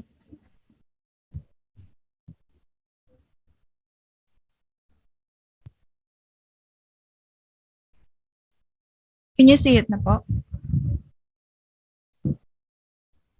Yes, we can now see it.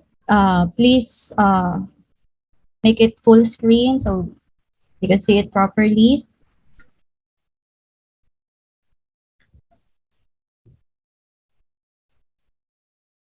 All right, so I can now start po.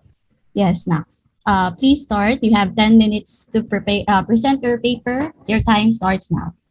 So good day, everyone. I am May Anti Prado from Grade 12 Humanities and Social Sciences 4, and I would like to introduce to you my research, Influence of Social Media as Information Tool on the Political Engagement of YUM Students in FCPC. So to formally introduce my research, I would like to show you a picture that depicts how political engagement occurs through different online platforms. Political engagement has led to diversity, diverse opinions, diverse ideologies, and social media plays a crucial role on it. And a lot of people have been questioning the capabilities of youth to participate and acquire information in relation to politics, since most of them are full-time students and are underage. As for the statement of the problem, the main objective of this research is to examine how social media as information tool influences the political engagement of the said respondents in the said locus. Specifically, this study aims to describe what is social media's information tool and political engagement, identify the profile of the respondents in relation to the variable, and of course, lastly, explain the impact of social media as information tool on the political engagement of YUM students in FCPC. As for the related literature, according to Ailery and McNichol 2019, social media allows us to acquire and share information. It also provides a comprehensive and detailed way, and of course, systematic way for us to learn. And as for Ailelimat 2018, political participation exists because of various factors such as socioeconomic status, gender, oppression, prejudice, so on and so forth. And as for Alsosa 2018, humanities and social sciences students, also known as YUMs, have the capabilities or have the intelligence and skills to be politically and socially aware. As for the social influence theory, this is my theoretical framework. I have chosen this, and it was written by Herbert C. Kellman. So this theoretical study discusses how a person's behavior, beliefs, and actions are being influenced by different factors. And as we all know, this theory is very relevant to my study because we both aim to know more about the influences of external and internal factors in the society. As for the conceptual framework, it is very simple and it is a direct impact of social media's information tool on the political engagement. As for the significance of the study, students, teachers, Filipino citizens, government officials, and future researchers are recommended to be well-versed and well-informed in this field because this field will allow them to be awakened, to be eye-open when it comes to societal and political issues in relation to using social media's information tool. As for the scope and limitation, the researcher, I, would like to focus on the influence of social media's information tool on political engagement. However, I will not tackle the following at the second bullet: the political or social history, philosophy, 1987 Philippine Constitution, social media apps and websites, and the specific political issues that the panelists may discuss. As for the methodology of this research, the researcher would like to collect data through survey and convenient sampling, of course, with the consent of the respondents. And in order to get the sample size, we have used the Slovin's formula. And as for the data gathering instrument, I have used Google Forms because of the pandemic, we cannot conduct on-site surveys, and all of the questions are necessary to answer the objectives as well as to strengthen the variables of the study. And as for the data analysis, we did not use statistical treatment, the persons are formula, so instead we have used frequency to generate percentages. As for the specific objective, number 1, describe social media's information tool and political engagement. So the researcher therefore concludes that social media has been widely used by many people, especially youth, because it has been a trusted source of information, whereas political engagement refers to how a person actively participates in politics. As for the recommendation part, students, teachers, Filipino citizens, and government officials are recommended to use this knowledge or to use the results of this objective number 1 for them to be well informed, for them to be knowledgeable, because these factors have their roles and contributions in today's society and in the near future. And as for the future researchers, they are advised to ensure that all the survey questions will describe the variables of their studies. As for the specific objective number 2, identify the profile of the respondents concerning each variable. So most of the respondents are from grade 12, age 17, and are mostly female. It is also included here the responses per age and responses per sex.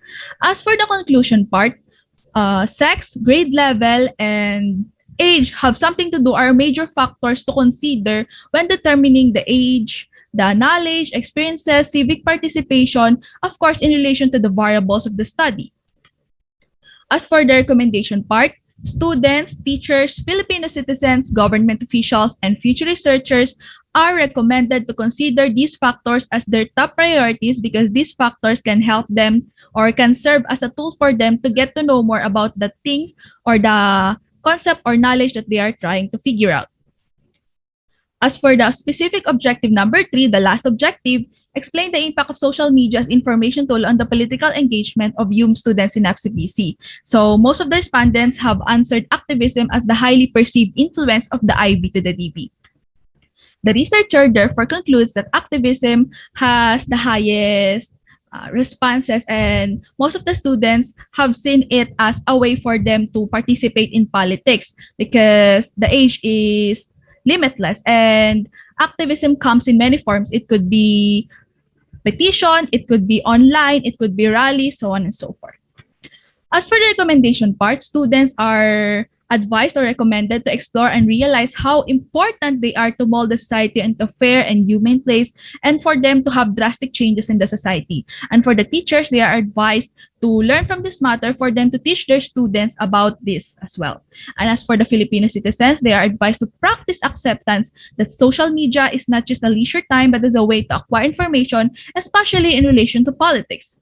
And as for the government officials, they are advised to continue giving freedom of speech and allowing people to use social media as a way to acquire information and share information. And lastly, for the future researchers, they are advised to be strategic enough to express or to properly and coherently express the overall results of their study, because this will affect how or what their studies will look like.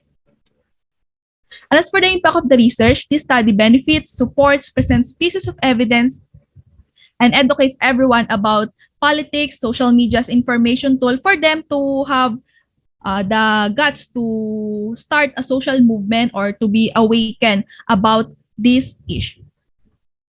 And this is the plagiarism check results. And that is all. The panelists can now ask questions. Thank you.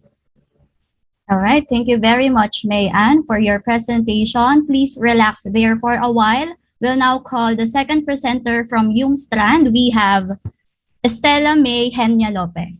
Please open your cam. Good afternoon. Please share your PowerPoint. May Ann? Oh, ma'am, I'll be the one to share her PowerPoint. Wait, go ahead.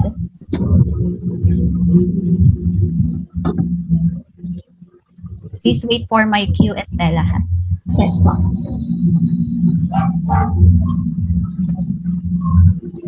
Stella, can you now see the PowerPoint? Yes, ma'am. All right. Please go to the title or working title page. All right. So you may now present your paper, Stella. Your time starts now. Greetings to all of you. I'm researcher Stella from Colloquium 4 and I conducted the study about the impact of prosociality on the emotional regulation of grade 12 youths at FCPC. So now I will begin with the quotation from Winston Churchill. It states that we make a living on what we get, but we make a life on what we give. So in line with this phrase, I come up with a question on how does helping or prosociality affects us, particularly na emotional aspect. So based on my research, that prosociality could boost and regulate our emotions. It could improve our emotional well-being and it can serve as a coping mechanism. In fact, based on the study from New York University, 49% of the students had a great deal of stress through coping strategies, and it may include prosociality. That's why the main objective of this study is to determine the impact of prosociality on the emotional regulation by first analyzing the concept of prosociality in emotional regulation, followed by analyzing the profile of the respondents concerning each variable. So, next slide, please. Move on the RLL. Ayan. So here are the summarized RRL. According to Chai and Kemal 2020, that prosociality could uplift positive emotions and it reduces negative emotions gradually. And according to Campos et al. 2011, for the emotion regulation, the emotion regulation has an aim to achieve a desirable emotional state. And for the young student, according to Department of Education, that young students are mostly involved in studying human behavior and social interactions done within the society. So based from this RRL, I come up with two theories. The first one is the emotion regulation theory by James J. Gross, and it understands the human's ability to modulate emotions. And it supports the claim that people tend to regulate their emotions, searching for different strategies. For the second theory, it is the do-good, feel-good theory by Karen Salsamon, because she states that the more humans perform act of kindness or the more we help, the more it rises our happiness level.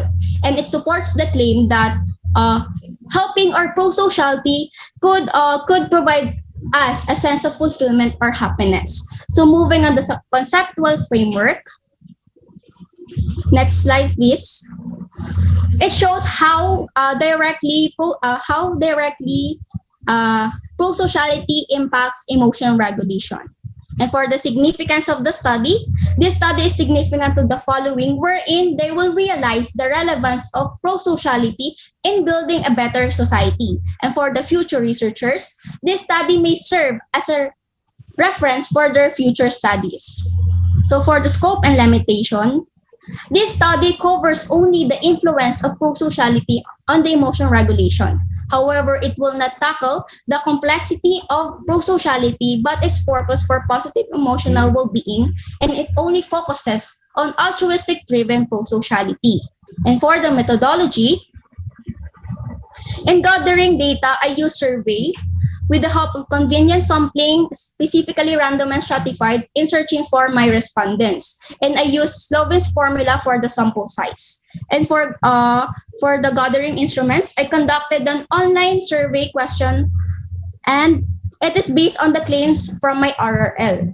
And for the data analysis, I use the formula frequency and gathering percentages. So moving on the summary of the study, the objective one was fulfilled through understanding prosociality and emotion regulation with the supported researchers, particularly in the field of psychology, and with the help of the respondents, in which they stated that prosociality could regulate their emotions. So in line with this, I conclude that prosociality could positively influence emotion regulation. And I have found out that these students practice prosociality because they are aware on the how prosociality affects them and its benefits. So moving on the recommendation, I recommend that the students must comprehend each term based from the research because it could have a different interpretation and uses. For the adults and employees, they are advised to apply pro-sociality on their workplace setting in order to build a positive relation with their coworkers. And for the future researchers, they are advised to change research variables if possible with a more synonymous term and more understandable. So moving on the second objective, majority of my respondents came from grade 12 UMS 4, 7, and 8 who are mostly female and age 18. And then it has shown that there are more female adolescents who agree on the given impact of pro-sociality. That's why I conclude that female are more pro-social than men. So moving on the recommendation, I recommend that the students, adults, and employees must incline themselves in doing pro-social works, and they may understand its essence in regulating their emotions. And for the future researchers, they may choose older people as if possible, because based from the studies I've read, that elders are more active in voluntary works. And for the last objective, I only chose two survey questions that may summarize the entire survey questionnaire, wherein I found out that pro-sociality could positively regulate emotion regulation, in which the students stated that when they are helping, their moods elevated and it brings them peace of mind. That's why I conclude that pro-sociality could regulate emotions in a positive and beneficial way, only if altruistically driven and done more frequently. So in line with this, I recommend that the students, adults, and employees must indulge themselves in doing pro-social works with a right intention or with a good motive. For the future researchers, I advise them to elaborate more the explanation of the topic, be concise, and consider changing their data gathering method. It can be either interviews, data recording of events, or other method that is suitable on the study.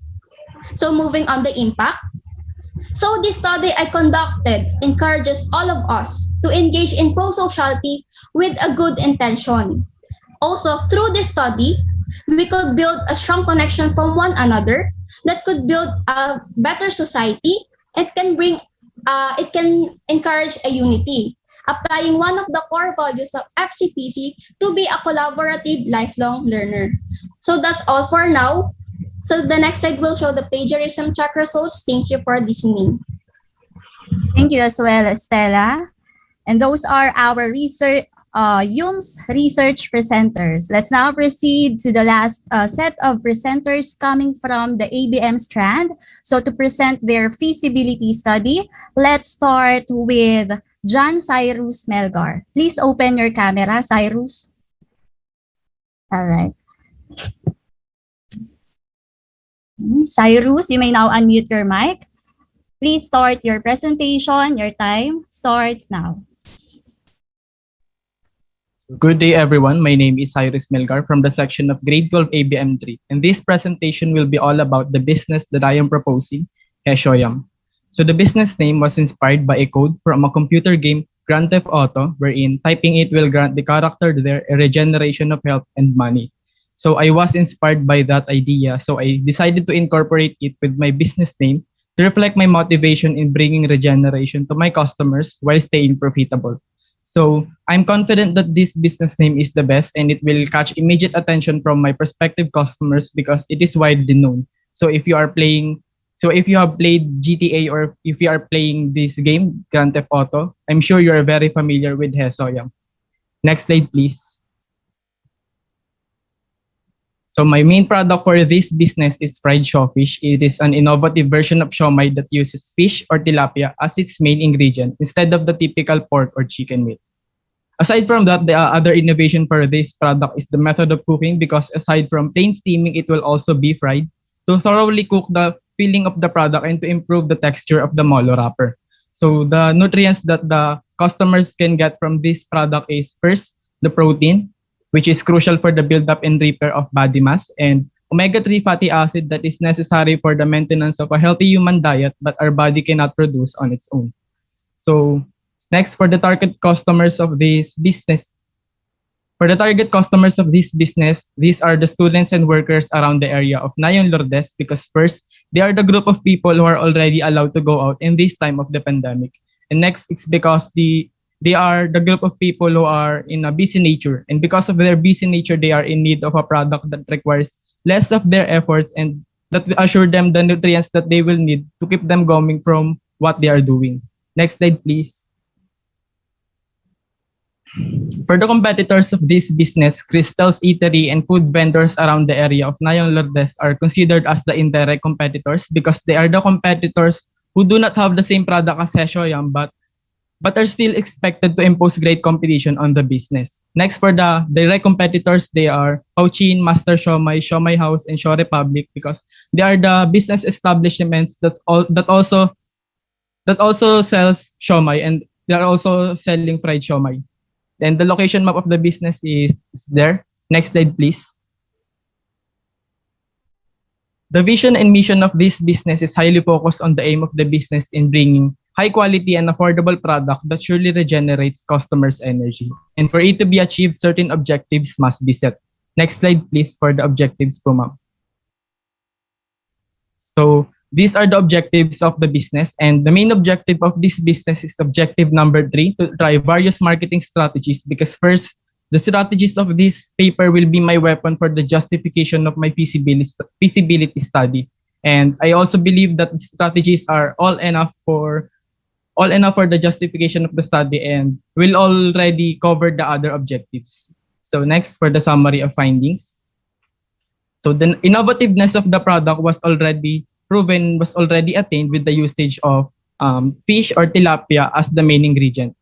With the method of cooking, it is also innovative because it is not the typical method of cooking for a siomai. For the improvement, the initial method of cooking of heshoyam or the fried shellfish is just plain frying. But in this study, I decided to include steaming first before the frying because I found out that molo wrapper tends to get burnt when you just fry it first. So to improve that, I decided to steam it first and to then fry to improve the texture.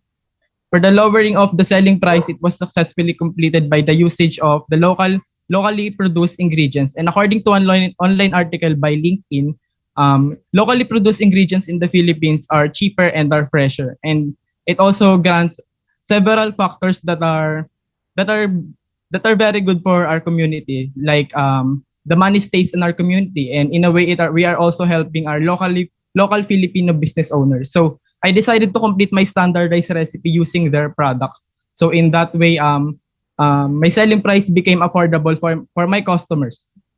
For the strategies, let's start with the pricing strategy, wherein I use a cost-oriented method, wherein the cost will be the greatest determinant of the selling price. And the markup is already there, so it's a win-win situation for the customer since the price became affordable. I already have the markup, and yeah, so it is a win-win situation for both the business owner and the customers.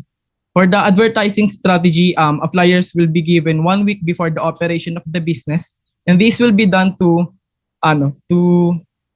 make the customers more aware about the operation of the business and for its nearing operation.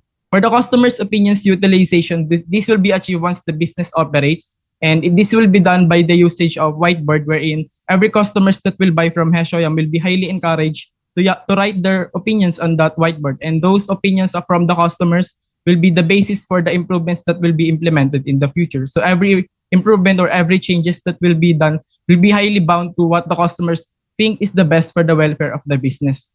Next slide is the summary of the major findings from a separate feasibility study that was conducted last year. I just picked the major findings that I think is necessary to justify the feasibility of my product and my business. With the help of 50 senior high school respondents from FCPC, they are given a survey questionnaire answerable by yes or no, comprising of 10 questions to measure their perspective about the product's taste, the product's healthiness, the product's appearance, and their willingness to buy the product once it is out in the market. Next slide, please, for the conclusion.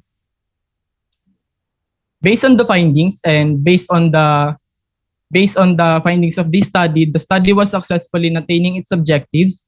Based on the summary of the major findings from a separate feasibility study that was conducted last year, it yielded positive results. So therefore, this study was conducted feasible. This study was concluded feasible for the target market. Next slide is the recommendation. Small business owners are recommended to try the various marketing strategies that was written in this paper, because this is something that the researcher or I was not able to do because of the limitations of the pandemic. So I want the small business owners to try the various marketing strategies of this paper and to report those strategies' effectiveness. Next. Aspiring entrepreneurs are recommended to learn from the report of the small business owners about the effectiveness of the strategies of Heshoyam and to decide for themselves if they would want those strategies in their businesses in the future. Next, please. Future researchers are recommended to come up with a few more marketing strategies that are low cost but are as effective as the expensive ones. They are also recommended to try those marketing strategy of theirs they are recommended to try those marketing strategies into test and to further build their studies' feasibility and legitimacy. Next slide, please. For the impacts of the research, first, it was successful in giving importance to local Filipino business owners with the usage of their products in completing the standardized recipe. It was also successfully completed. The paper was successfully completed despite the limitations imposed by the pandemic, and those limitations was not seen as a disadvantage, but rather as an advantage to easily locate what are the areas to improve for a better feasibility studies in the future. Next slides will be the plagiarism check results. And that will be all for my presentation. Thank you for listening. Thank you very much, Cyrus, for your presentation. And now, let's proceed with the last presenter for this session. We have Martina Jazzy Balbuena. Please open your camera.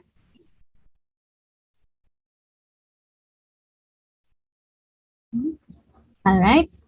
Then share your PowerPoint. Can you see it now, Martina? Yes, ma'am. All right. You may now start presenting your paper. Your time starts now. Good day, everyone. Most especially to our panelists, teachers, students, and audience. I am Martina Jazzy Balbuena from grade 12 ABM1.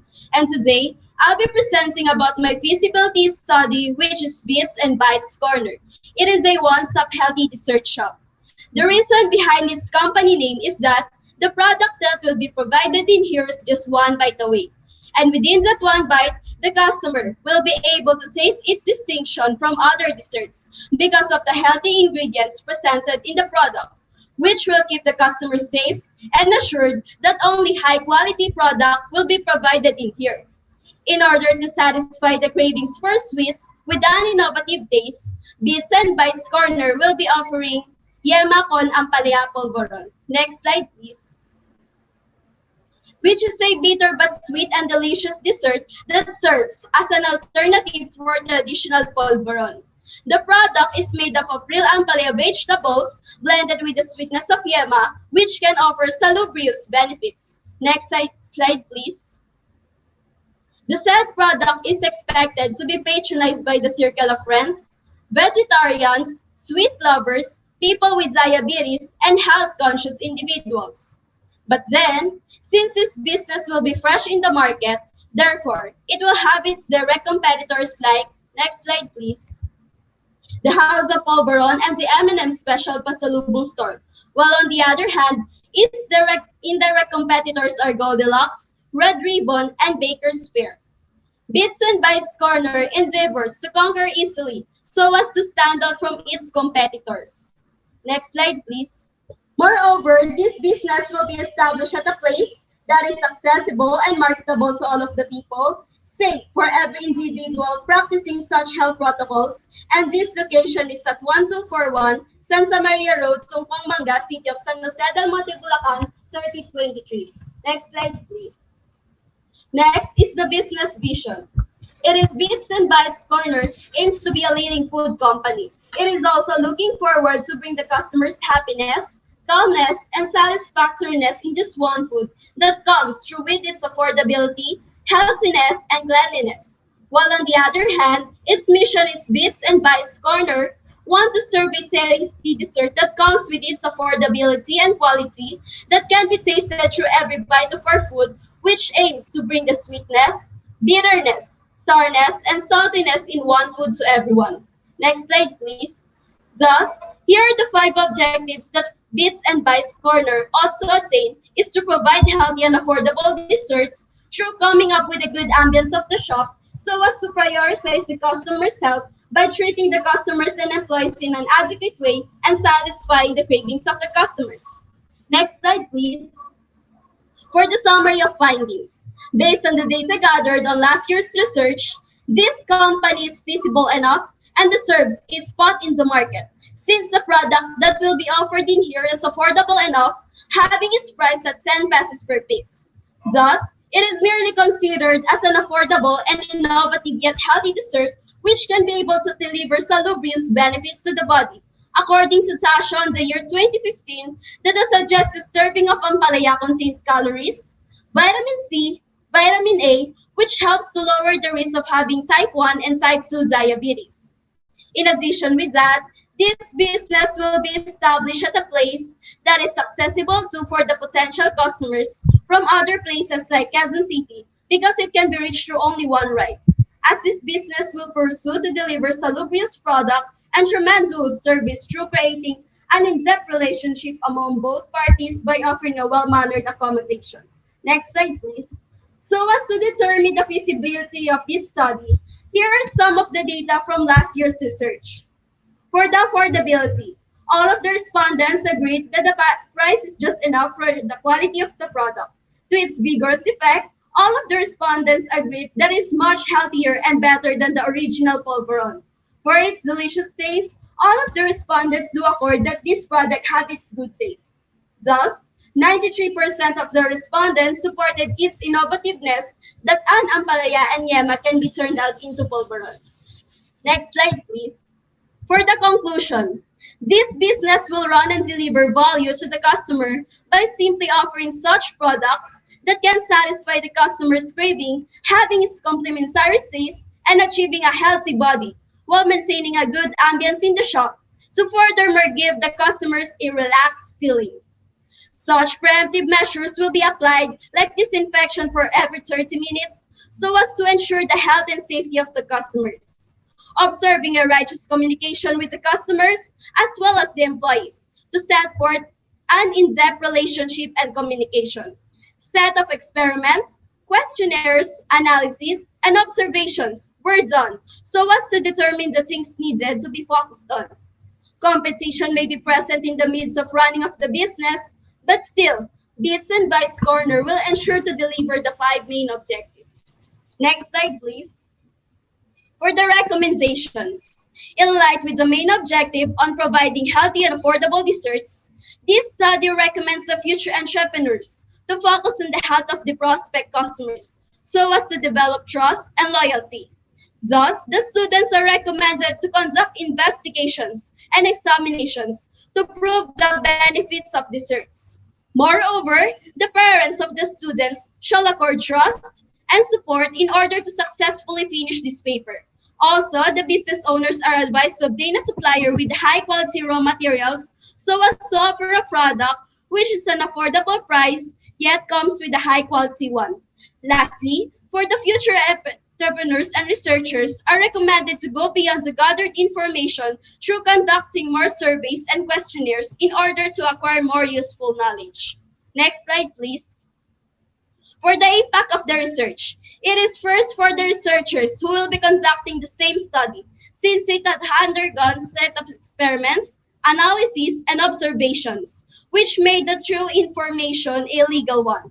For the medical professionals and dietitians, because this study aims to conceptualize a sweet but healthy dessert which may be good for some of the people who are undergoing such illnesses.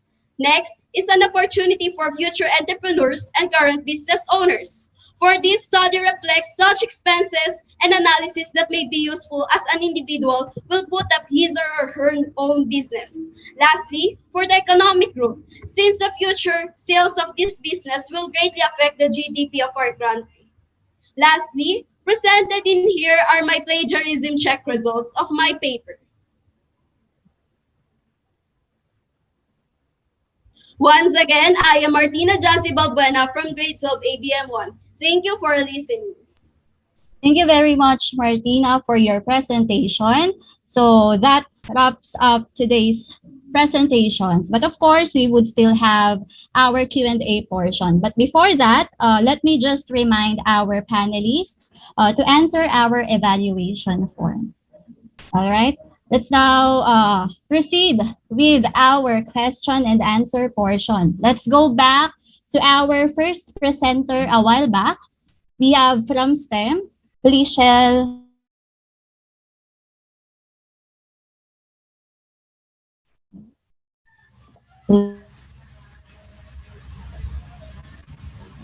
Lichelle, could you test your audio again?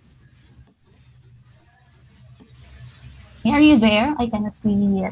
Your there. I can see you now. All right. Let's ask questions or set of questions from our panelists. Let me ask first, Ma'am Divina Mabatas. Ma'am, good afternoon po. Okay. Good afternoon. How is my audio doing? Is it working? Yes, ma'am. All right. So, first of all, I would like to commend the presenter for coming up with this study. However, I would like to ask a few questions from our first presenter. So, your topic is about the evaluation of the accumulated development of cherry tomatoes.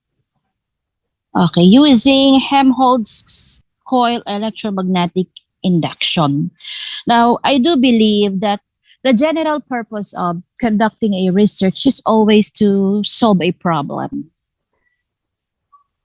Now, in your end as a researcher, what prompted you to conduct this study?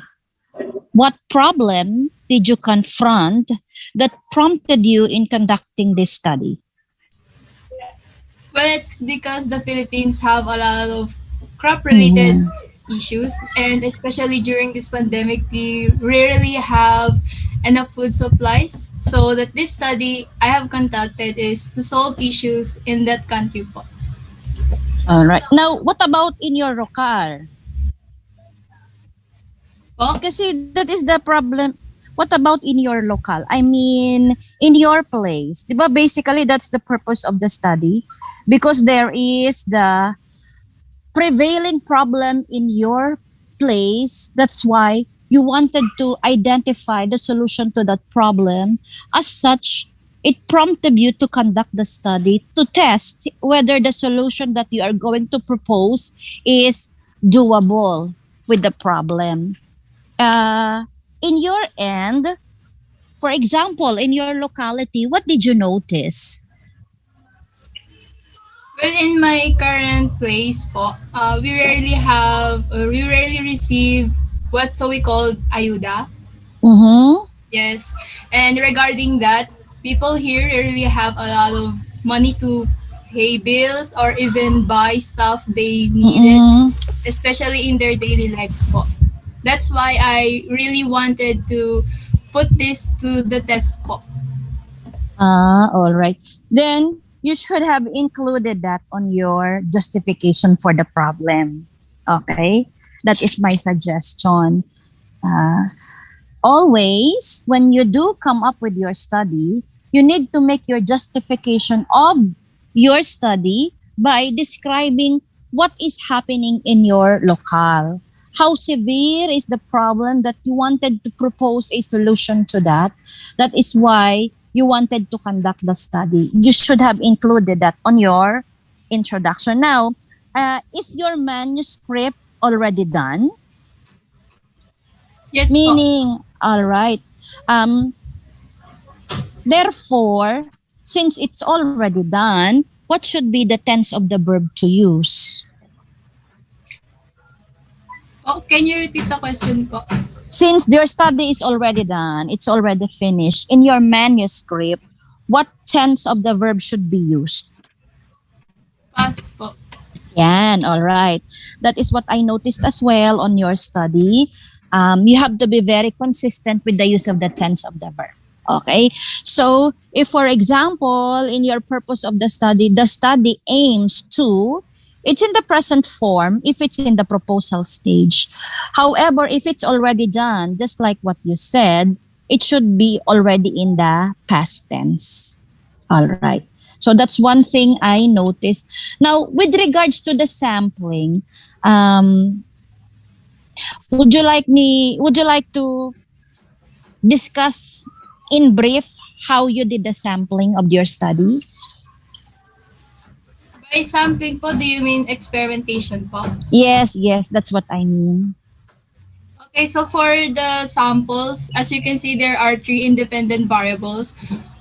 Three variables per samples, meaning there are three variables in the experimental samples and there are three variables in the controlled samples po.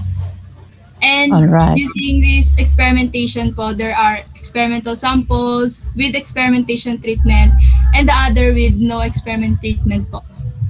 Okay. So those are my questions for the Q&A today. Thank you so much and congratulations for coming up with this brave and relevant study.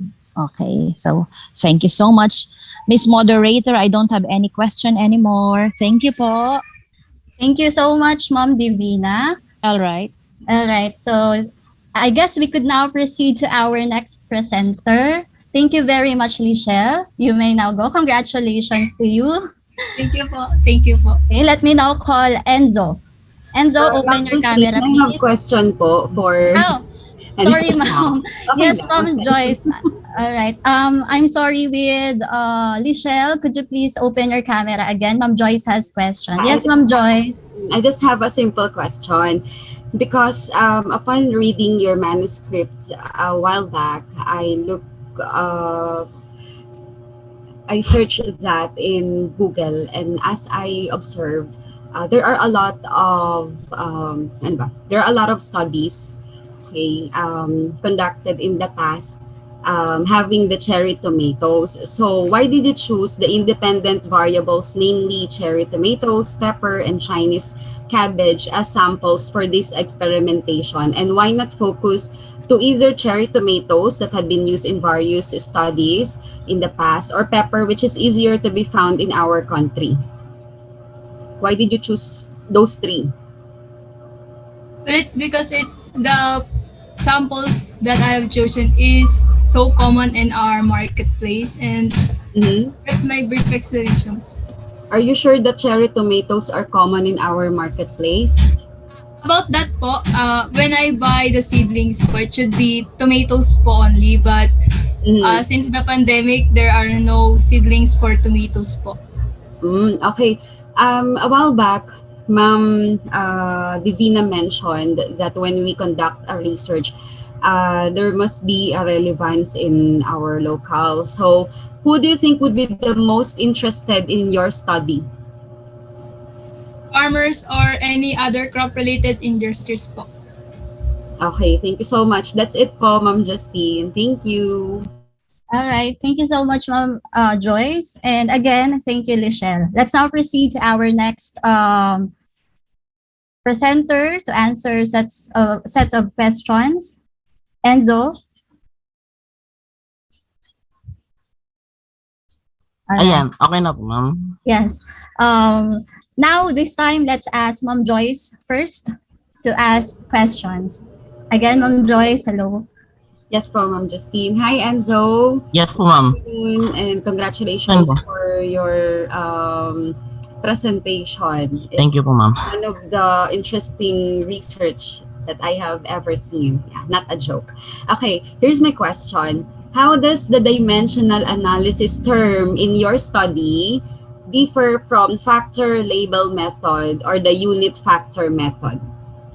Well, actually, ma'am, they're just the same. According to the different articles that I've read, ma'am, they are basically the same. They just use different terms, but the logic stays the same. They are using converting units or other stuff like that. Yeah, the bottom line is that they are the same, they're just different in label. Okay, so they are both problem solving method that uses Yes po, ma'am. any number to or expression that can be multiplied by one without it changing the value. Am I right? Yes, ma'am. Okay, if I'm going to use or if I'm going to practice that game, I don't know if you're calling that a game, would it be easier for me to answer as well chemistry problems or physics problems? It may help, ma'am, in a way that you can learn, for example, in chemistry, ma'am, for solving this in especially in stoichiometry and anything that involves conversion of units, you can do practice with the game before you can have your practice, like what I call, before doing the solving problem in one for, because for instance it shows it in repetition, the repetition thing, that when you repeatedly solve something, you master how it is done or the patterns in it, and you learn more about what you're doing. Oh, okay. So I guess, Enzo, you are inspired by that factor label method, no? Yes po, ma'am. Because in our physics class po, ma'am. Oh, okay. One last question for you, Enzo. Your title your title has the term effectiveness. Why effectiveness and not impact? Because, ma'am, I'm more of the, if it is effective, ma'am, and I'm not in the, I'm only dealing if it is effective, ma'am, or not in the impact side of the things, ma'am, because I just want to know if it is effective per se. Okay, so doing it subjective. So do you have plans to observe that for a long-term span? Kasi you are after the effectiveness. Maybe, ma'am, especially when I do the updates sooner when I plan to continue this one. Okay, well, thank you so much, Enzo. Those are my questions po. Thank you po, ma'am. Congrats, Enzo. Thank you, I'm done, ma'am. Ma'am Justine. Okay, thank you so much, Ma'am Joyce. I guess we could ask Ma'am Divina pa for the questions, but maybe just please request our dear panelists, due to high demand, could you please open your camera po? Thank you po.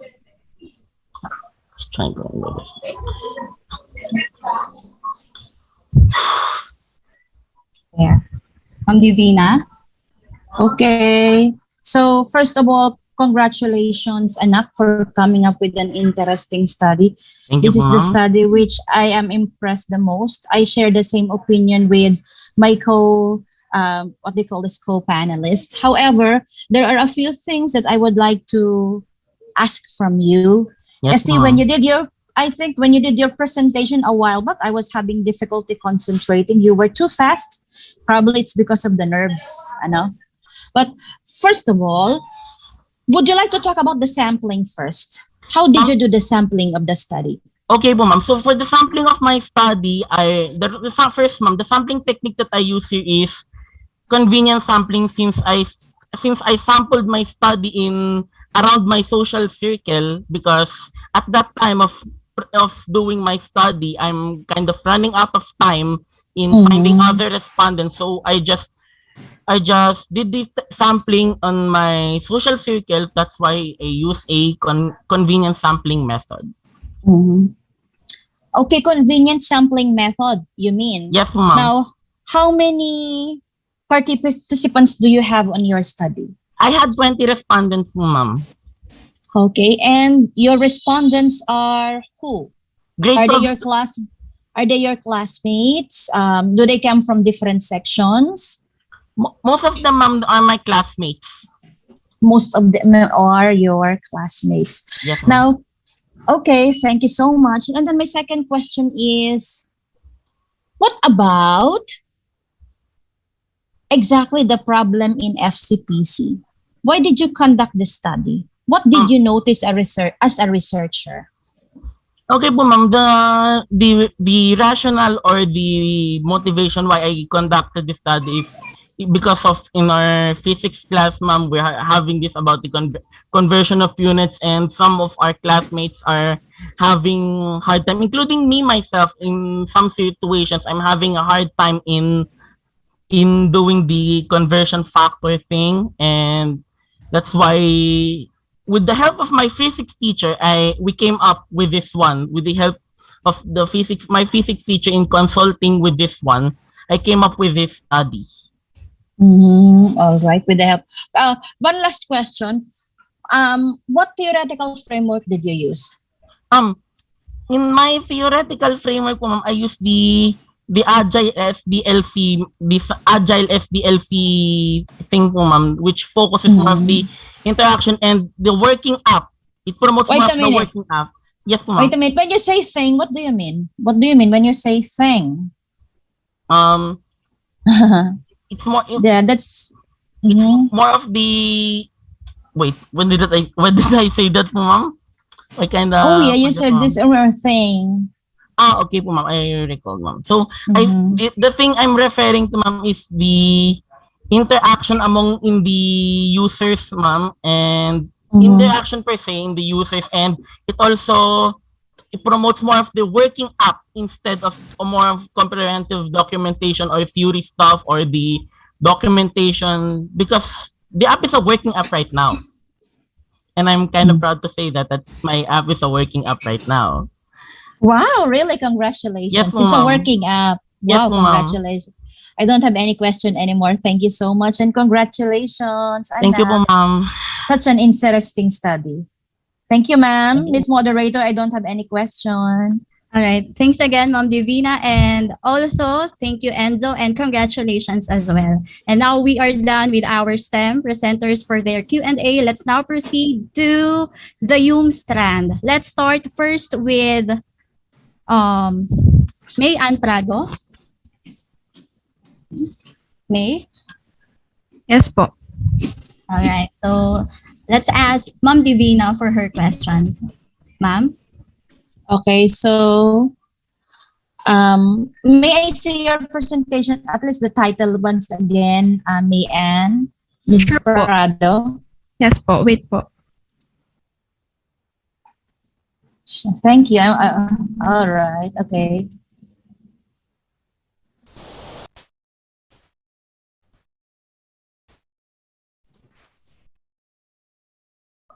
Okay, so the influence of social media as information tool on the political engagement of humanities and social sciences students in First City Providential College. So talagang medyo nakikibaka ka rito sa title mo, Ms. Prado. Very interesting. Thank you so much. And your study is very relevant today. First of all, I would like plagiarism check for result.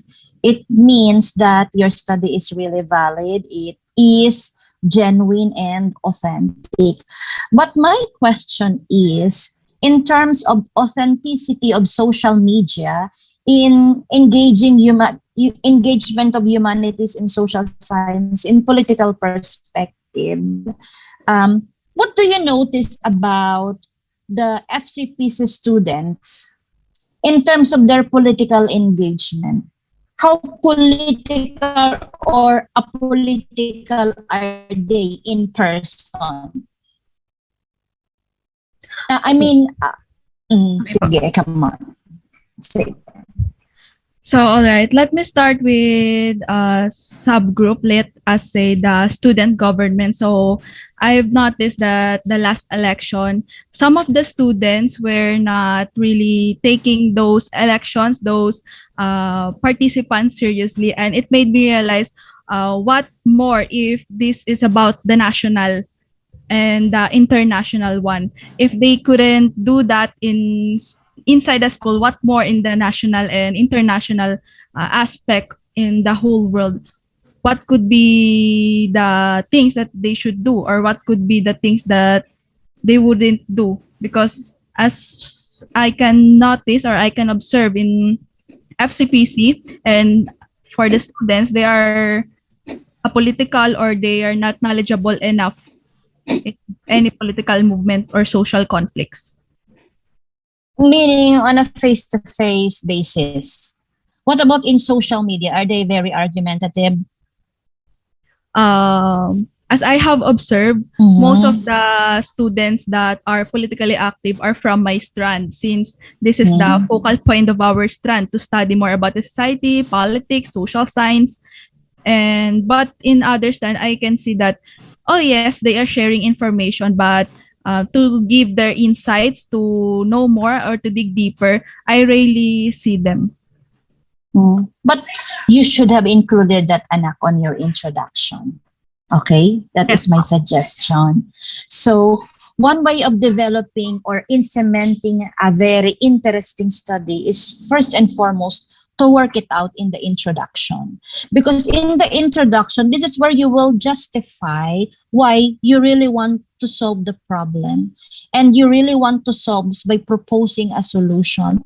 So I am just not given the opportunity to thoroughly read the introduction of your research, but I am hoping and I am really anticipating that you included that in the introduction. But unfortunately, medyo kulang tayo doon. So that's why I ask you that. As a suggestion, always make sure that you include narration on your introduction. Now, what about in the sampling? Could you take me back again to the sampling of your study? As for the sampling of my study, ma'am, I am a descriptive researcher. I have a very limited source. I have a very limited time due to this pandemic as well. So I have used convenient sampling, of course, with the consent of the respondents. And to be specific, it is randomized. So in order to avoid being biased. And there is subgroup. Okay. Thank you so much, anak, and congratulations. I'm done with my questions. Miss Moderator, thank you so much. Thanks again, Ma'am Divina. With Ma'am Joyce, do we still have any questions for May Ann? Yes, I have, I guess, one question for, I have two questions for May Ann. Hi, May Ann. Congratulations. Hello po. In a while, no? Okay, my first question is, what specific social media platform you're pertaining to? Although it was not included in my study when I was still crafting that, I am specifically referring to either blog or Facebook. Okay. Well, ano ba? You need to be specific with that as well. Okay, for it's just my suggestion. Okay, you need to be specific about that. Okay, talking about the scope and the limitation of your research. And one more question is, what is the operational meaning of the word activism in your study? So activism refers to any political or social movement that any person who is concerned in society and politics as a whole. And according to careers.com, activism comes in many forms. It could be done online, or it could be a rally, it could be a petition, or any form of action that will make something to be progressive or to make progress in the society. Oh, okay. So that's it po. Thank you so much, May Ann. Congratulations. Thank you po, Ma'am Justine. Thank you po.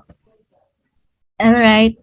Thank you very much, Ma'am Joyce, and congratulations, May Ann. So before we proceed with our next UMS student, let me just courteously remind Ma'am Divina to please put the grades of our students in the evaluation form po. Thank you. All right, May, no, we have, I'm sorry, Estela May Henya Lope. Stella, could you please open your cam and share your PowerPoint as well? May I call May Ann po to share my PowerPoint? All right, May Ann. Then for the questions, we will ask Ma'am Joyce. Ma'am Joyce? Wait lang po. Hold on. Let me just... Okay, so it's Stella's work. Stella's study. So my first question for you, Stella. By the way, congratulations. Good job. First question. Upon reading your manuscript a while back, I observed that your findings support the previous claims of some prominent people. So, what is the relevance of the claims of Chancellor and his company to your study?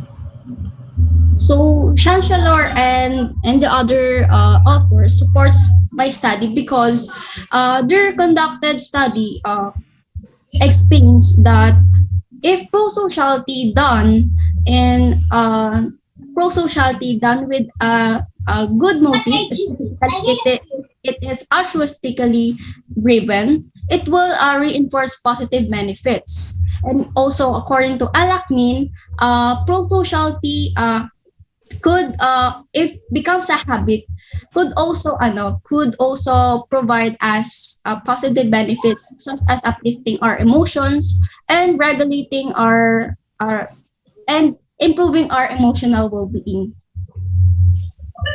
Okay, in addition, what motivates you to conduct this study? So what motivates me? It really makes me curious on if it is only me that I experience such fulfillment or satisfaction whenever I helping. So when I search for related studies about this, uh, it is um it is already it is already studied that helping has a positive benefits. So it made me driven to continue this study. And of course, nowadays, pro-sociality is prevalent. That's why I conducted this study in order to determine if, in order to encourage all of us to engage in sociality, because there are some people who are afraid to help because there is a lack of resources or they are able to help. But then through this study, it will encourage all of us that we can help at any means. It can be tangible or intangible. Okay, that's it po. Thank you so much, Stella. Thank you po, Ma'am Justine. Thank you, Ma'am Joyce. Ma'am Divina, do we still have questions for Estela?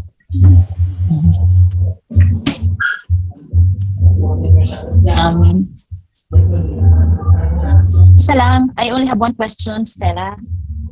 Yes po. Miss Stella Genalope. Yes, Estela. Kasi ako nasasayangan ako sa study mo. You know why? Although it's very interesting, parang you could have chosen other interesting topic to work on. Kasi we know for a fact that pro-sociality is very important in emotional regulation. So, medyo nasayangan lang ako kasi ang sipag mo, ang etong study mo na to ay mas mabaka-benepisyo pa sana ang ibang topic kung mas pinili mo ang iba. Do you get what I mean? I am saying that this title is already proven and tested. That is my point. Parang sayang kasi may mas maganda pa. May mas magandang topic pa. But anyway, I'm very happy and I am very proud of you, Anak, for coming up with this study. And can you imagine you had to do it on your own? I imagine the struggles, the sleepless nights, the preparations and all. Kaya medyo nasayangan lang ako sa part na yun. So, ayun lang. Konting panghihinayang pero mas maraming admiration. Congratulations, Anak. Miss Moderator, I'm turning the microphone to you na po ulit. All right. Thank you so much, Ma'am Divina. And again, thank you also. Congratulations to our UMS presenters. Let's now proceed with ABM, with their feasibility study, starting with Cyrus. Cyrus, please open again your camera. And maybe ask again Ma'am Divina to ask questions for him. Ma'am? Okay. So, Cyrus, your topic is Heshoyam. When I read it last night, sabi ko, this is a very interesting study, the Heshoyam. Now, I want you, I hope you already have it there with you, to provide me at least once again with the statement of the problem. Can you present to me your slide again with your statement of the problem? Mm-mm.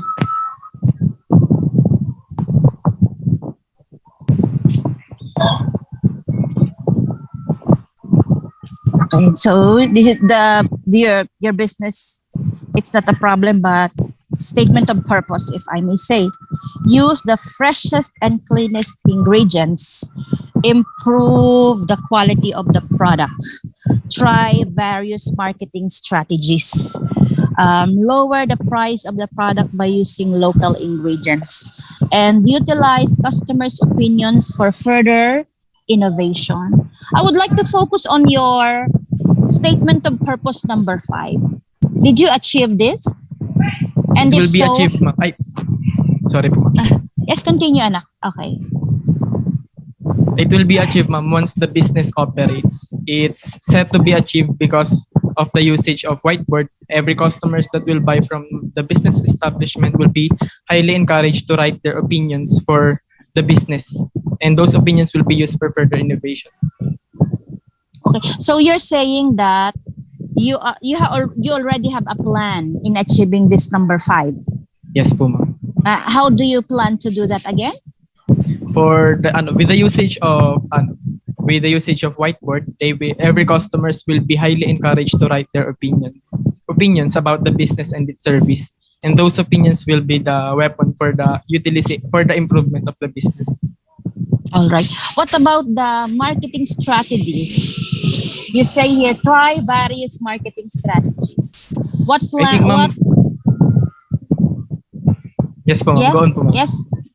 yes, go on. My question is, what various marketing strategies are you planning to try?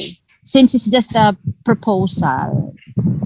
Ano po, ma'am, with the advertising strategy po, with the usage of flyers, that will be distributed a week before the operation of the business, and also the pricing strategy, which is already done with the usage of cost or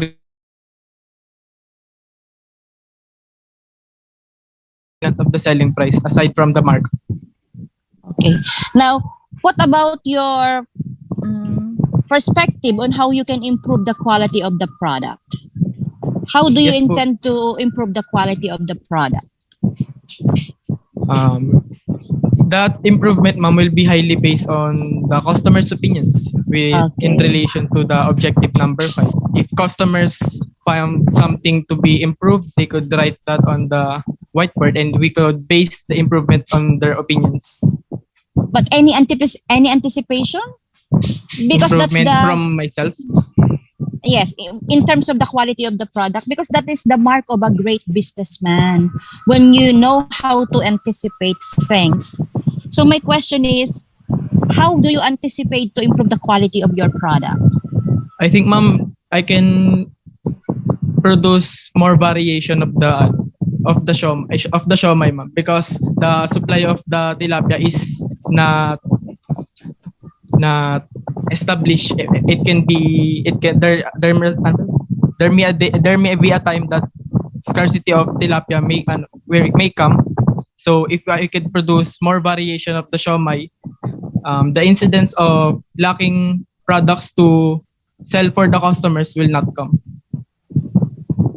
Ayan. So those are my questions kasi I ask those questions because I would like to test if you have these expectations and anticipations already, since this is just a proposal. Anyway, I'm very interested last night when I read your work, and I hope this Hoshoyam will really materialize. And if it, patikimin mo naman ako. All right? Yes po, ma'am. I'm just kidding. Thank you so much, anak. And congratulations, future Thank you po, ma'am. businessman. Thank you, Miss Moderator. I'm done. Thank you so much, Ma'am Divina. So, Ma'am Joyce, do we have any follow-up questions for Cyrus? Yes, Cyrus, congratulations for your presentation. Yeah. Thank you po. Kagaya ni Ma'am Divina, patikim naman kami ng yung okay mo, yum talaga. It's the reason why I am using the face-to-face kasi, di ba, kapag ganito, may sample talaga. Anyhow, here's my question, Cyrus. Since this is a business, who's your target market for this one? Students and workers around the area of Flying Lotus. And to clarify things out, the students are not students 18 and above, 18 and below. Those are the students from TESDA school. They are ranging from 18 years old and above. So they are already allowed to go out. Okay, good. So kapag ang bumili sa'yo ay 10 years old, you're not going to sell to them your goods? No, ma'am. They are not the target customers because assumingly they are not allowed to go out in this time of the pandemic. So I focus on the people that are expected to be That's out the in this time. limitation. Yes po, ma'am. How about your profit? That's a Profit? For the profit, for every batch of siomai, I computed it, ma'am. Wait po.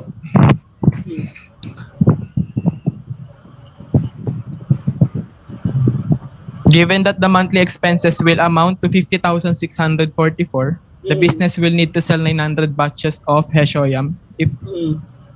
And revenue for every 50 pieces of fried shellfish will be 56 pesos and 55 centavos. Po, ma'am. So kikita ka pa rin. Yes po. Okay, another question.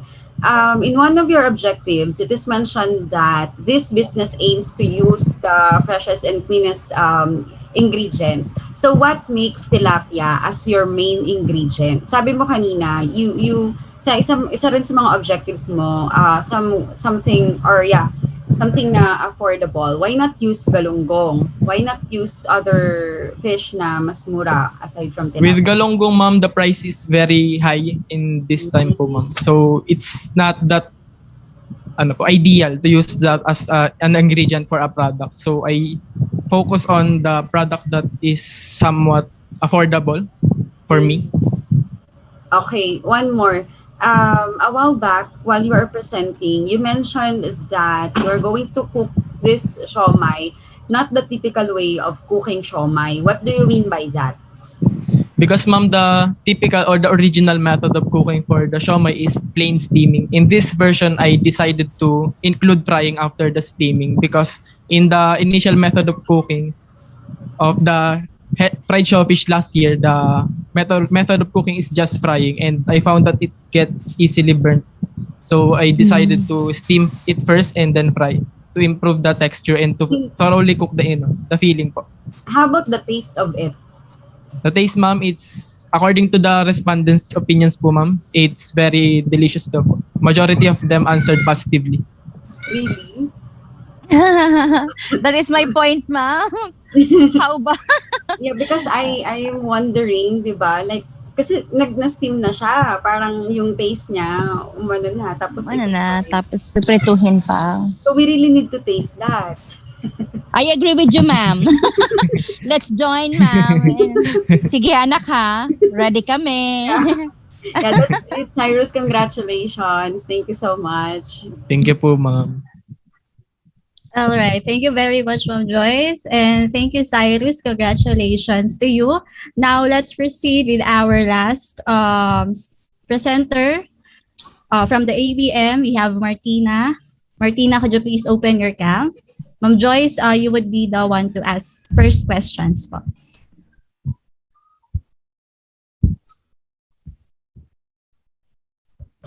Okay, so this one. It's one of the interesting as well. So my first question, who's your target market for this, Martina?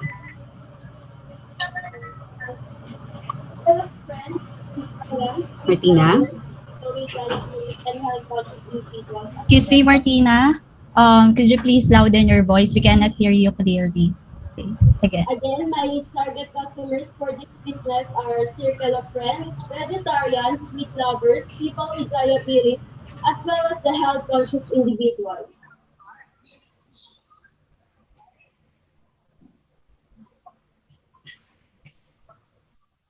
Joyce, did you hear her answer po? No, I did not hear the answer of Martina. Yeah. Martina, I guess you could use earphones. Could you? Ma'am, can you hear me po? Yes, I could, but it's soft. But according to Ma'am Joyce, she cannot hear you. Ma'am, were you able to hear her again? Is she speaking now? Yes, ma'am, a while back, but very soft lang po. Maybe because she's not using earphones. Um, Would you yeah. mind to speak again, Martina? Ma'am, hello. Is it loud and clear, ma'am? Okay, here's my question. Who's your target market?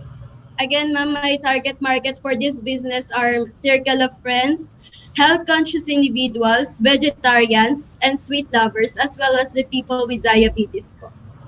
Oh, okay.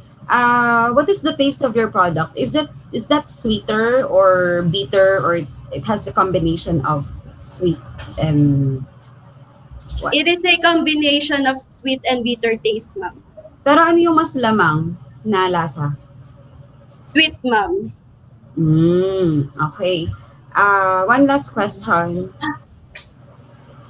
You mentioned in the results and discussion part of your research sa iyong manuscript, you mentioned that it was proved as an innovative and unique kind of dessert. Okay, so the word "it" stands for the Bits and Bytes corner or the yema con ampalaya. It is for the yema con ampalaya polvoron, ma'am. So you mentioned that this one is innovative. But if we are going to browse in Google or in YouTube or even in the Pinterest, we'll be able to see a lot of yema con ampalaya. So my question, what makes it different from the ampalaya yema that I am seeing in the internet? Because you mentioned it's innovative and unique. Ma'am, because the benefits that my yema con ampalaya polvoron is offering delivers such salubrious benefits that can be able to expect its distinction from such other polvoron because it contains calories and vitamin C and A that can be able to lower the risk of type 1 and type 2 diabetes. Unlike the other polvoron which are using such preservatives, but my yema con ampalaya polvoron is a natural one. Oh, so you are concluding that the benefits that your product is having or could offer to the customer is far different from the benefits that they could get out from those ampalaya yema. Yes, ma'am. Because I am using a real ampalaya vegetable, ma'am, not the preservative or the powdered one. How sure you are that they are using the preservatives?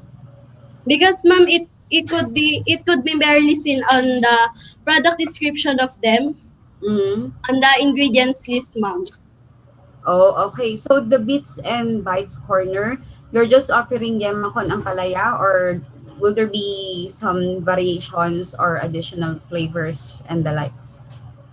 It could be able to be expanded. My products could be able to be added when my expenses are already paid off by the profit that I'll be gaining off. Oh, okay. So far, those are my question, Martina. Thank you, Ma'am Justine. Thank you, ma'am. Those are my questions po. Thank you. Thank you very much, Ma'am Joyce. Do we have any follow-up questions from Ma'am Divina?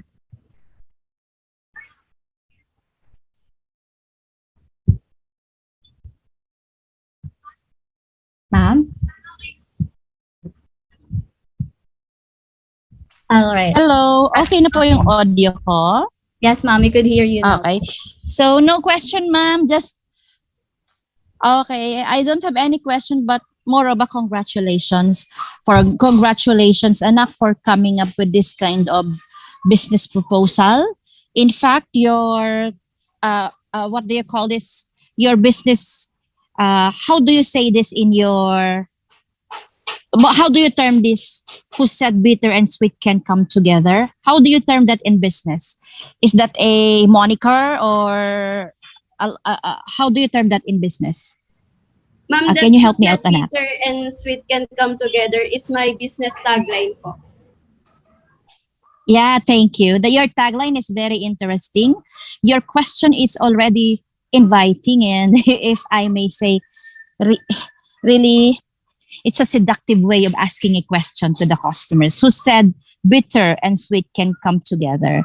It's very interesting, it's very fresh, it's unique, and most importantly, it's health conscious because I heard you a while back saying that this project also caters for those who are diabetic. Sana mag-materialize yan at sana very soon talaga namang i-push yung business na yan because my mother is a diabetic. I would like for her to taste your product, anak. So I don't have any question, but more on congratulations. And Thank you so much, ma'am. okay, and hoping that this will really materialize. I agree with ma'am when she said that this is also an interesting part of interesting proposal. So, Ma'am, I don't have any question anymore. Thank you po. Congratulations. Thank you very much, Ma'am Divina. And again, Ma'am Joyce, thank you as well for the inputs to our presenters today. Again, thank you, Martina, and congratulations.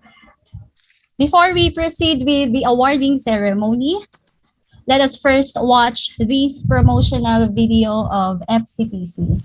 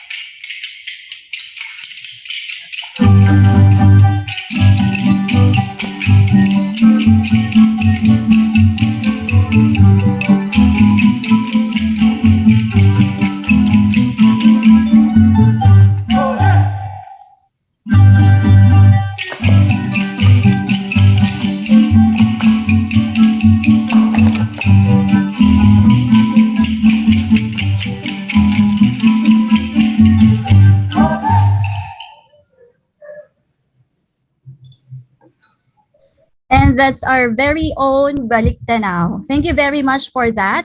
But of course, we will not let this program end without the appreciation to the people who made this event possible.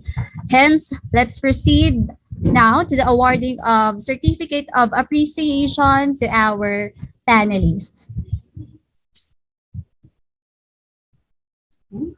Let me read the citation. The Certificate of Appreciation is given to Ma'am Maria Divina J. Mabatas as research panelist in the Institutional Virtual Research Colloquium 2021 with the theme FCPC Strengthening Research Collaboration Towards a Resilient Educational Community in the New Normal for Lifelong Learning. Given this 14th day of May 2021 via Zoom app. Again, thank you very much, Ma'am Divina. Thank you so much, FCPC, and congratulations, FCPC. Thank you po. Thank you very much, ma'am. Then the next one we have, this certificate of appreciation is given to Ma'am Joyce Marasigan as research panelist in the Institutional Virtual Research Colloquium 2021 with the theme FCPC Strengthening Research Collaboration Towards a Resilient Educational Community in the New Normal for Lifelong Learning. Given this 14th day of May 2021 via Zoom app. Thank you very much, Ma'am Joyce. Thank you po. Congratulations. All right. Okay. Again, thank you very much, our dear panelists, for lending us your precious time. Now, let's award the certificate of participation to our participants. So I would just read this one. The certificate of appreciation is given to our presenters today. We have Mel Enzo Ferrer, Lichelle Mercado, May Ann Prado, Estela Henya-Lope, John Cyrus Melgar, and Martina Jazzy Balbuena as research presenters in the Institutional Virtual Research Colloquium 2021 with the theme FCPC Strengthening Research Collaboration Towards a Resilient Educational Community in the New Normal for Lifelong Learning. Given this 14th day of May 2021 via Zoom app. Again, thank you very much, our dear students. All right, let's give a round of applause to our participants for this session. All right, now, let's now go to the most awaited part of the program. We will have already the awarding for the best research paper and best presenter in the Basic Education Virtual Research Institutional Colloquium for senior high school level. But before that, of course, I just want to congratulate once again our dear students. Being one of the presenters here in the Institutional Research Colloquium is indeed a great honor already. So we are very proud to all of you for conquering this milestone in your senior high school life here in First City Providential College. Once again, congratulations.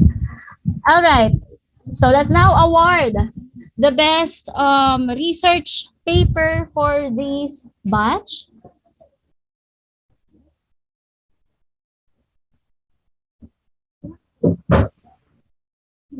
Ma'am Elish? All right. There, congratulations! The certificate of appreciation is given to Mel Enzo Ferrer as best research paper in the Institutional Virtual Research Colloquium 2021 with the theme FCPC Strengthening Research Collaboration Towards a Resilient Educational Community in the New Normal for Lifelong Learning.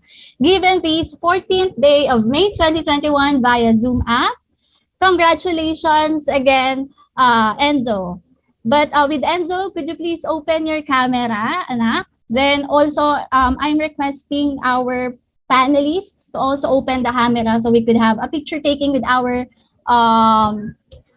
awardees today. Right? Then we could also invite Ma'am.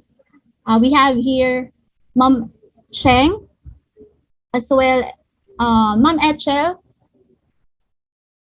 Right. So there you are. Yes, Justine.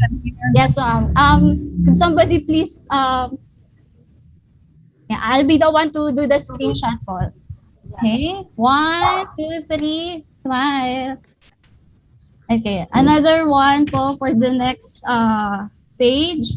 1, 2, 3, smile. Again, congratulations, Enzo. Salamat po.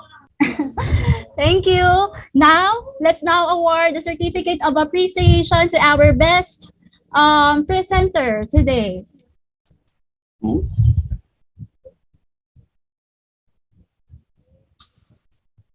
So we have, congratulations. The certificate of appreciation is given to Lichelle D. Mercado as Best Research Presenter in the Institutional Virtual Research Colloquium 2021 with the theme FCPC Strengthening Research Collaboration Towards a Resilient Educational Community in the New Normal for Lifelong Learning, given this 14th day of May 2021 via Zoom app.